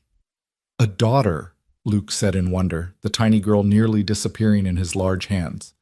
"Clara, we have a daughter." "Disappointed it's not another son?" Clara asked, though she knew better. "Are you joking? She's perfect. She's going to be just like her mother, brilliant and brave and beautiful." "And stubborn," Clara added with a laugh. "That too. God help the man who tries to tell her what she can't do." As Clara recovered from the birth, she watched Luke with their daughter, saw how gentle he was, how he spoke to her as if she could understand every word. Will was fascinated by his sister, patting her head with sticky hands and declaring, "Baby mine!" "You have to share, little man," Luke told him. "She's all of ours." The railroad's completion brought changes, as they'd known it would. Willow Creek grew from a frontier town to a proper city almost overnight. New businesses opened, new families arrived. The one-room schoolhouse Clara had started in their front room became a real school, with Clara on the board of directors despite protests from some of the newer, more conservative arrivals. "A woman on the school board?" one newcomer blustered at a town meeting. "A woman who started the school in the first place," Judge Porter said firmly. "Mrs. Harrison has more education than most men in this room and has proven her dedication to our children's future." "But it's not proper. Neither was fighting off claim jumpers or facing down railroad barons. But Mrs. Harrison did both," Tom said from the back of the room. "Maybe it's time we stopped worrying about what's proper and started appreciating what works." The matter was settled by vote. Clara remained on the board, becoming its first female secretary. But not all changes were political or economic. The ranch itself was evolving. With the railroad providing easier transport to eastern markets, they could expand their operations. Luke hired more hands, including 2 Chinese workers who'd left railroad construction for the steadier work of ranching. "They're good men," Luke told Clara when some of the other ranchers questioned his decision. "They work hard, don't complain, and Lee knows more about irrigation than anyone I've met." It was Lee who helped them develop a better water system, ensuring that even in dry years, their cattle wouldn't suffer. His partner Chen proved to be a genius with horses, gentling even the wildest Mustangs with patience Clara had never seen. "You collect people," Clara told Luke one evening as they watched their expanded household. Maria teaching Lee to make tortillas while Chen played some sort of board game with Will, baby Elizabeth sleeping in her cradle nearby. "We collect people," Luke corrected. "They come for work but stay because you make them family." It was true. Clara had learned Maria's recipes and taught her Shakespeare in return, She'd helped Chen write letters to his family in China and taught Lee enough English to court the laundry owner's daughter in town. The Double Bar had become more than a ranch. It was a community unto itself, a place where different worlds met and merged. But that very openness would soon be tested. The trouble started when Chen was attacked in town, beaten by men who resented Chinese workers taking American jobs. Luke brought him home bloodied and barely conscious, and Clara tended his wounds with Maria's help. "This isn't right," Clara said furiously as she cleaned a particularly nasty cut. "He's done nothing but work hard and mind his own business." "Some people don't need more reason than different," Maria said darkly. "I have seen this before in Texas and California. Fear makes people cruel." Luke's expression was granite. "Tom, double the men going to town. Nobody goes alone, especially Chen and Lee." "Boss, that might make things worse," Tom warned. "Look like we're picking a fight." "Then we pick a fight," Clara said firmly. "We don't abandon our people." The confrontation came sooner than expected. 3 days later, Clara was in town with Maria and Chen. He'd insisted on returning to work despite his injuries, when they were confronted by a group of men led by Jack Harriman, a recent arrival who'd been stirring up anti-Chinese sentiment. "We don't want your kind here," Harriman said, blocking their path. He looked at Clara with disgust. "And decent white women shouldn't be associating with them." "Decent women associate with decent people," Clara replied coolly, "which explains why we're not associating with you." Harriman's face reddened. "Your husband might be a big man on his ranch, but in town, my husband employs a dozen men who spend their wages at local businesses," Clara interrupted. "Our ranch buys supplies, uses the bank, supports the school. What exactly do you contribute, Mr. Harriman, besides hate and disruption?" "I'm protecting American values." "American values?" Clara laughed, though there was no humor in it. "America was built by immigrants, Mr. Harriman. Irish, German, Mexican, Chinese. We all came here seeking something better. The only difference is when we arrived." A crowd had gathered, including several of the town's established families. Clara saw Mrs. Wellington watching with interest. Since their initial confrontation, the banker's wife had developed a grudging respect for Clara. "Mrs. Harrison is right," Mrs. Wellington said unexpectedly. "This town has prospered through cooperation, not division. If the Double Bar vouches for these men, that's sufficient for me." "And for me," added the general store owner, who profited considerably from the ranch's business. Harriman found himself outnumbered and outmaneuvered. He slinked away with his followers, but Clara knew it wasn't over. Men like him didn't give up easily. That night, she discussed it with Luke and Daniel, who'd extended his stay to help establish legal protections for their workers. "We need to be proactive, Dintimya," Daniel suggested. "Establish legal contracts. Ensure their rights are protected." "And we need allies," Clara added. "The other Chinese workers in town, the Mexican families, even the Irish who faced discrimination before. Separately, we're vulnerable, but together we're Willow Creek," Luke finished. "I like it. But Clara, this could get dangerous. Harriman's type doesn't fight fair." "Neither do we when protecting family," Clara said firmly. They organized quietly at first, creating a network of mutual support among the town's diverse communities. Clara used her position on the school board to ensure all children were welcome, regardless of background. Luke used his economic influence to support businesses that didn't discriminate. Daniel drew up legal documents that protected workers' rights. The system worked well until the night riders came.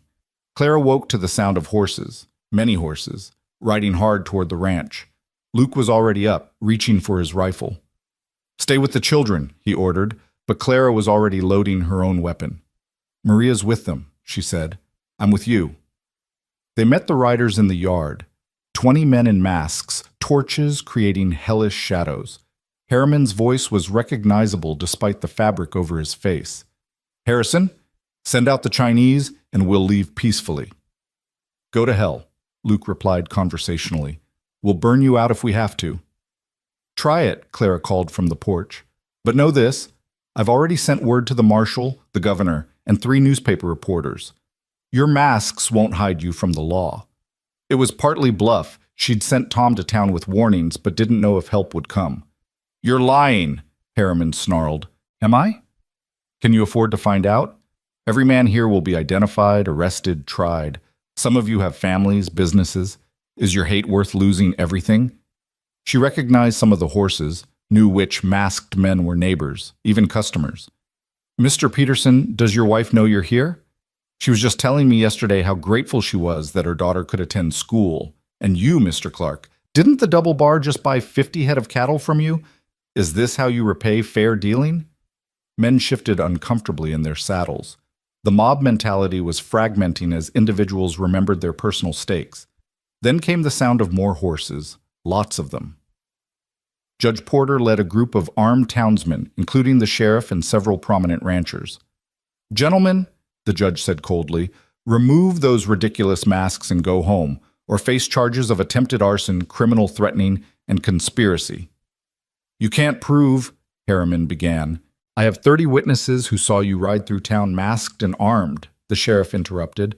"That's conspiracy right there. Add Mrs. Harrison's testimony about your threats, and you're looking at serious time."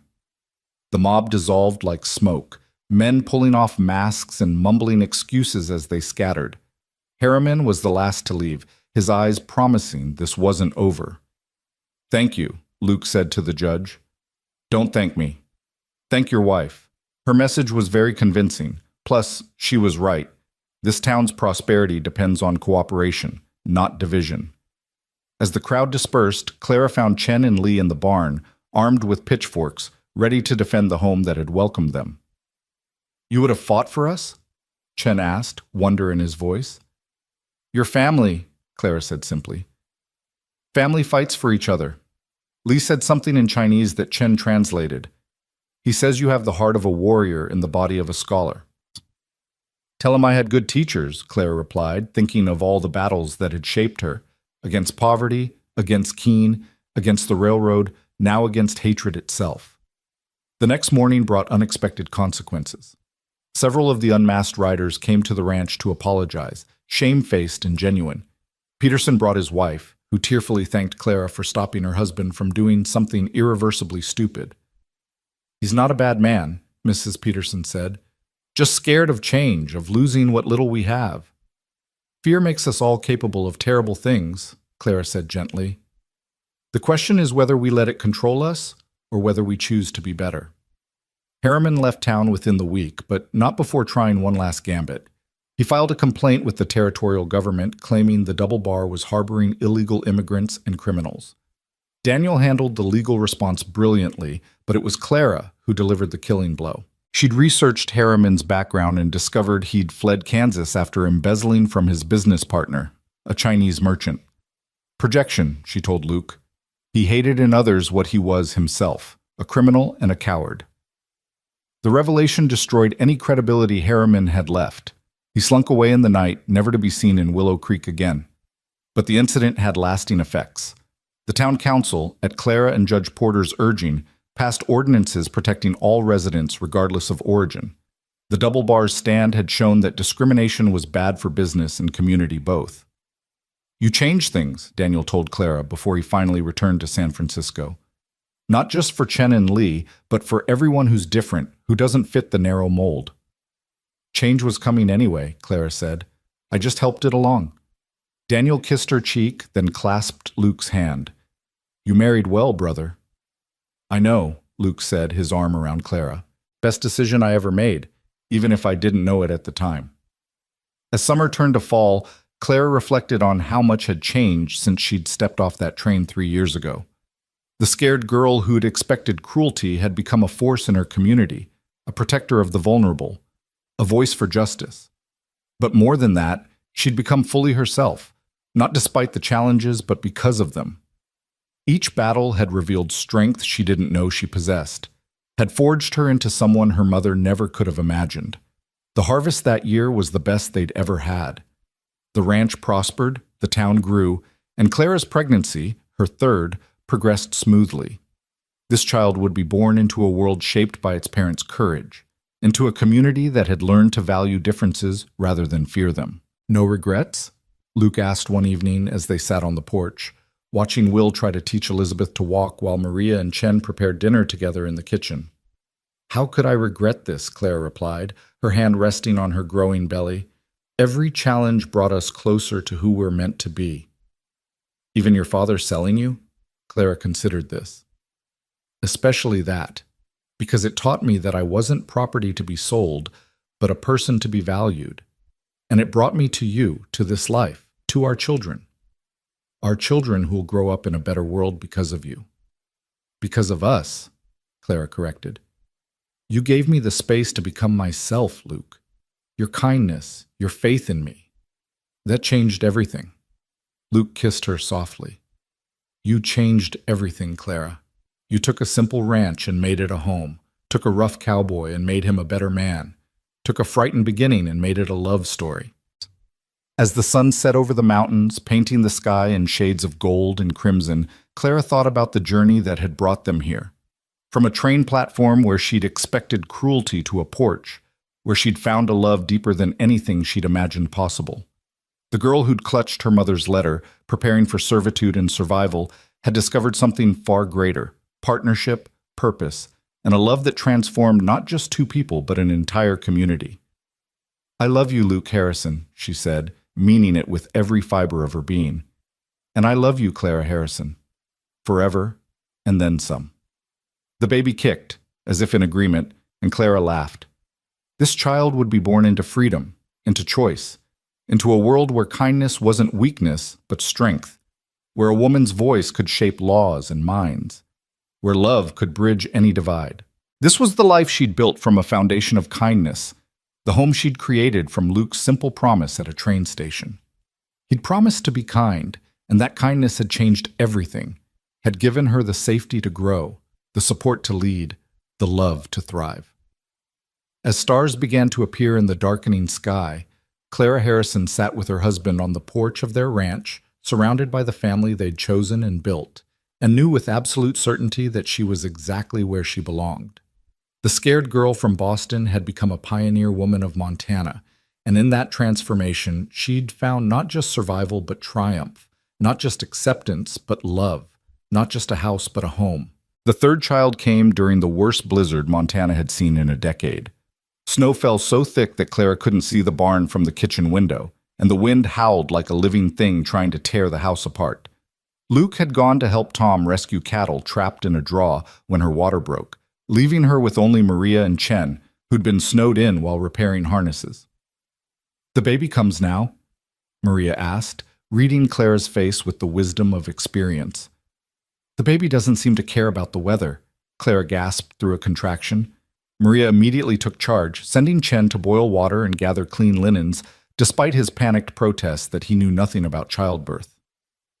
You know how to follow orders, Maria told him firmly. That is enough.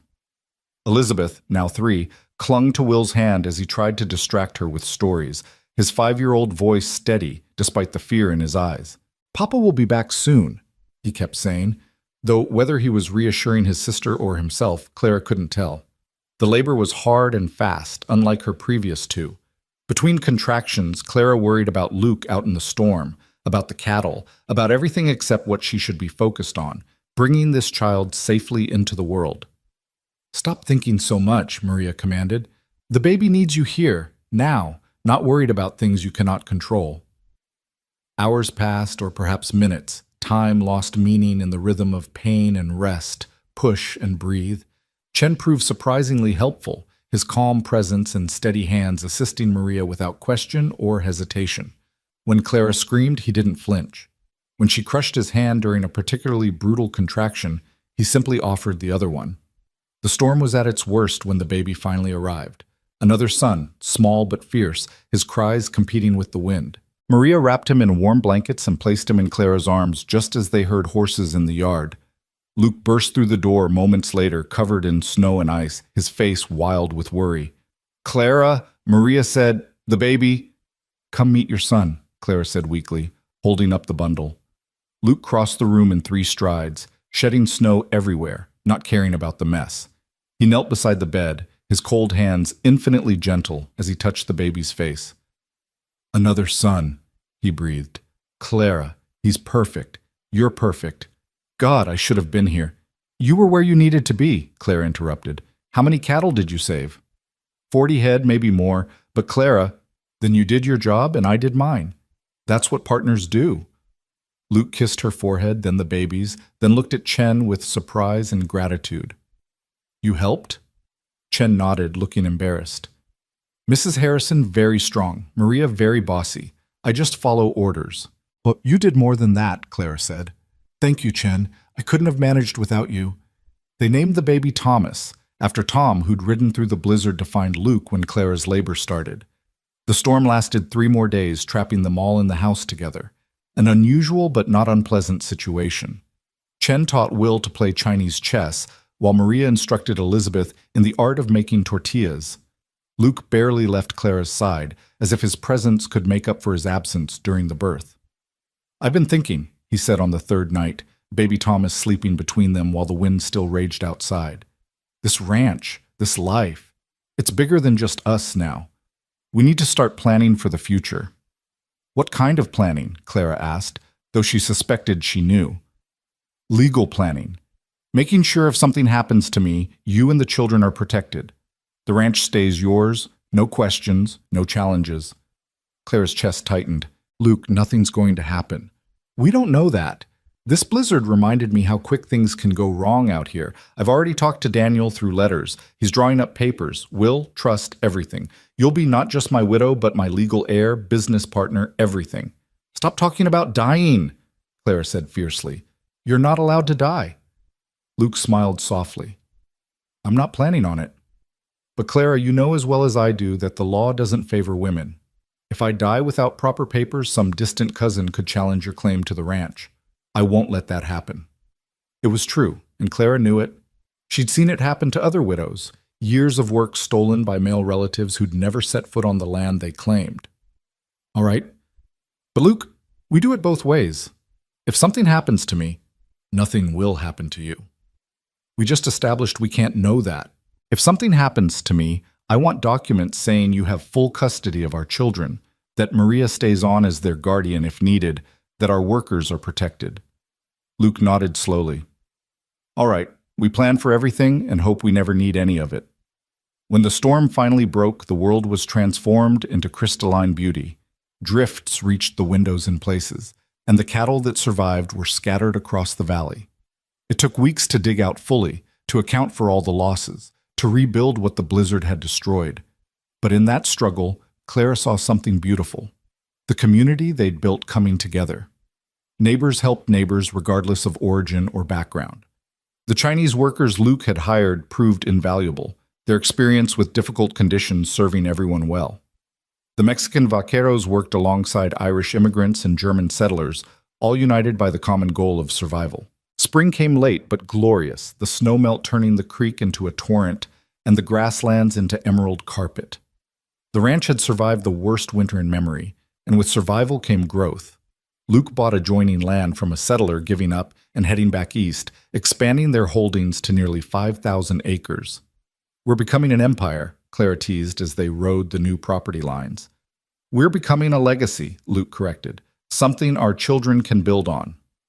It was during this expansion that they encountered unexpected resistance. The new land included a section that had been used by a band of Crow Indians for seasonal hunting. Luke discovered this when he found evidence of a recent camp near a spring. We have legal title, Tom pointed out when Luke brought it to his attention. Legal doesn't always mean right, Luke replied, looking troubled. That evening, he discussed it with Clara. The Crow were here first. This spring, this hunting ground, it's been theirs for generations, probably. What do you want to do? Clara asked, though she could see the decision forming in his eyes. I want to find them, talk to them, work something out. That could be dangerous, Clara pointed out. Relations between settlers and Indians aren't exactly peaceful. Which is exactly why we should try to be different, Luke said. We fought the railroad because they tried to take our land. How is this different? Clara studied her husband's face, seeing the moral struggle there. This was one of the things she loved most about him, his determination to do right even when it was difficult. Then we find them, she said. Together. It took 3 weeks and the help of a trader who spoke Crow to arrange the meeting. Luke and Clara rode out with just Tom and Chen, bringing gifts but no weapons beyond what was needed for basic protection. The Crow band was small, maybe 30 people, led by a chief whose English name was Joseph White Eagle. He was Clara's age, perhaps, with intelligent eyes that missed nothing. "You bought the Carson land," he said without preamble. "I did," Luke acknowledged, "but I've learned it has value beyond what I paid for it." White Eagle's eyes narrowed. "You want more money?" "No. I want to make a deal. The spring and the meadow around it. Your people can use it as you always have. Hunt, camp, whatever you need. In exchange, I ask only that you respect our cattle. Help us watch for rustlers if you see them." "You would share the land?" White Eagle seemed suspicious.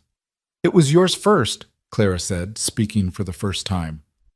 "We're not sharing it so much as not stealing it." White Eagle looked at her with surprise. "The woman speaks wisdom, but other white men will not understand. They will say you are weak, foolish." "Let them," Luke said. "I'd rather be thought foolish than be a thief." They worked out the details over several hours. The Crow would have access to the spring and surrounding 100 acres during their traditional hunting season. In return, they would help watch the borders of the ranch, warning of rustlers or other threats. It was an unusual arrangement, one that would indeed bring criticism. But it also brought unexpected benefits. White Eagle's nephew, a young man named Robert, who'd been educated at a missionary school, proved to have a gift with horses that rivaled Chen's. Luke hired him, causing another stir in town. "First Chinese, now Indians," someone muttered at the general store when Clara was shopping. "What's next? Harrison going to hire freed slaves?" "He already has," Clara said coolly. "Samuel's been with us 2 years now, and he's the best horseman in the territory." "Would you like to complain about that too, or shall we discuss how the Double Bar's diversity has made it the most successful ranch in Montana?" It was true. The combination of different knowledge, Chinese irrigation techniques, Mexican cattle handling, native tracking skills, and traditional American ranching had created something unique and powerful. The Double Bar's cattle were healthier, their losses to weather and predators lower, their profits higher. But success bred resentment, and resentment bred danger. The first sign of trouble was subtle: fences cut in remote sections, allowing cattle to stray. Then a well was poisoned, killing several horses before they discovered the contamination. Luke increased security, but the attacks continued, always sneaky, always designed to hurt, but not be easily traced. "Someone's trying to bleed us slowly," Tom observed after they found another cut fence. "Question is who, Luke said grimly. "And why now?" The answer came from an unexpected source. Mrs. Wellington arrived at the ranch one afternoon, her usual composed demeanor cracked with worry. "Clara, I need to speak with you and Luke, privately." They received her in Luke's office, noting her nervous glances and trembling hands. "My husband is not a bad man," she began, which immediately put Clara on alert. "But he's weak, and he's being pressured." "Pressured by whom?" Luke asked. "Eastern investors. They want to buy out the successful ranches, consolidate them into a cattle company they can control from New York. The Double Bar is their primary target." "We're not for sale," Clara said firmly. "They know. That's why they're trying to force you out. Make things difficult enough that you'll be glad to sell." "Your husband is part of this?" Luke's voice was dangerously quiet. "He holds your loan at the bank. They're pressuring him to call it in early, claim some technicality. He's resisted so far, but..." Mrs. Wellington's composure finally cracked. "They're threatening to ruin him if he doesn't cooperate."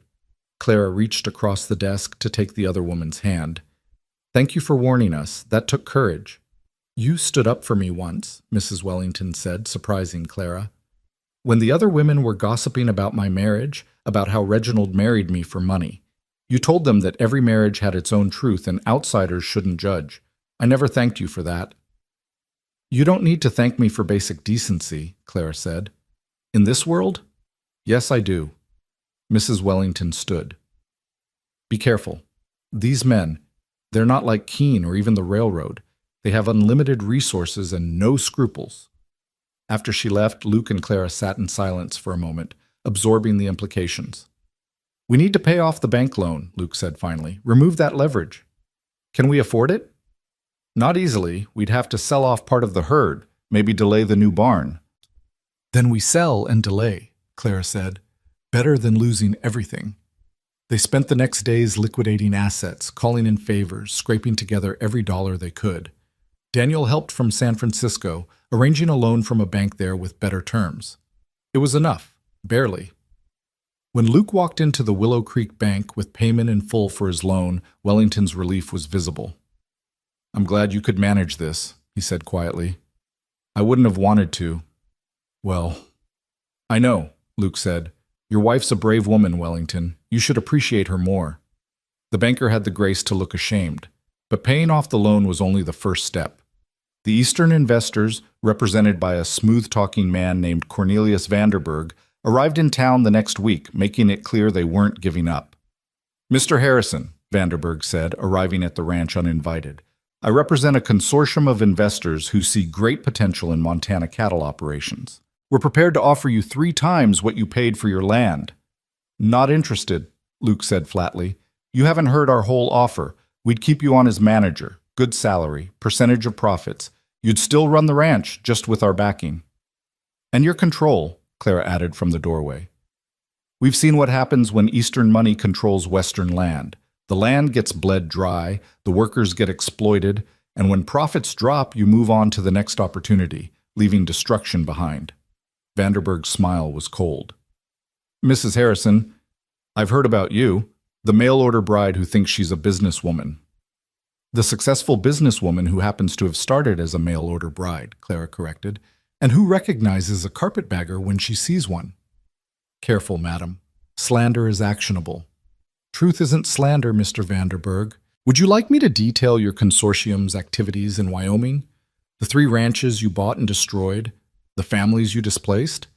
I've done my research." Vanderberg's composure cracked slightly. "You can't prove. I can and will, if necessary. The territorial governor is very interested in preventing Montana from becoming another Wyoming. One word from me about your true intentions here, and you'll find every door closed to you. You're making a mistake, both of you. We have resources you can't imagine. We can make your lives very difficult." "You can try," Luke said, standing, "but we've faced down claim jumpers, railroad barons, mobs, and nature itself. You think some soft-handed moneymen from New York scare us?" Vanderberg stood as well, adjusting his expensive suit. "We'll see, Mr. Harrison, we'll see." The pressure began immediately. Suppliers suddenly couldn't fulfill orders. The grain merchant claimed shortages. The railroad developed scheduling difficulties that delayed cattle shipments. Each problem by itself was manageable, but together they created a squeeze that threatened the ranch's operations. "They're trying to strangle us," Tom said after another supplier backed out of a contract. "Then we get creative," Clara said. "Luke, remember what we learned during the railroad fight? We don't fight them where they're strong, we fight them where they're weak." "What do you mean?" Clara smiled, the expression sharp. "They're from the East, used to Eastern ways. They don't understand Montana, don't understand the relationships here. Every supplier they've pressured, we've worked with them for years. They don't want to hurt us. They're being forced, so we give them an alternative." They organized a cooperative, pooling resources with other ranches facing similar pressure. Together, they had enough economic power to guarantee orders, protect suppliers who worked with them. It was Clara's idea to formalize it, creating the Montana Cattle Association with Luke as its first president. "If they want to fight all of us, let them," Clara said at the founding meeting. "But I bet their investors won't like the publicity of Eastern money attacking Western enterprise. The newspapers will love this story." She was right. When the story hit not just local but national papers, helped along by Daniel's connections in San Francisco, the pressure from Vanderberg's consortium suddenly eased. Bad publicity was bad for business, and investors cared more about perception than control. Vanderberg made one last attempt, approaching Clara when she was alone in town with the children. "Mrs. Harrison," he said, blocking her path. "A word." "Step aside," Clara said coldly, her hand moving to the derringer Luke had insisted she carry. "No need for dramatics. I'm simply going to make you a personal offer. Leave your husband, take your children east, and I'll set you up comfortably. Better than comfortable, wealthy." Clara laughed, the sound drawing attention from passers-by. "You think I can be bought? Everyone can be bought." "Then you understand nothing. I wasn't bought by Luke. I was rescued by him. And together we built something you could never understand, a partnership based on respect, love, and shared purpose. Your money is worthless compared to that.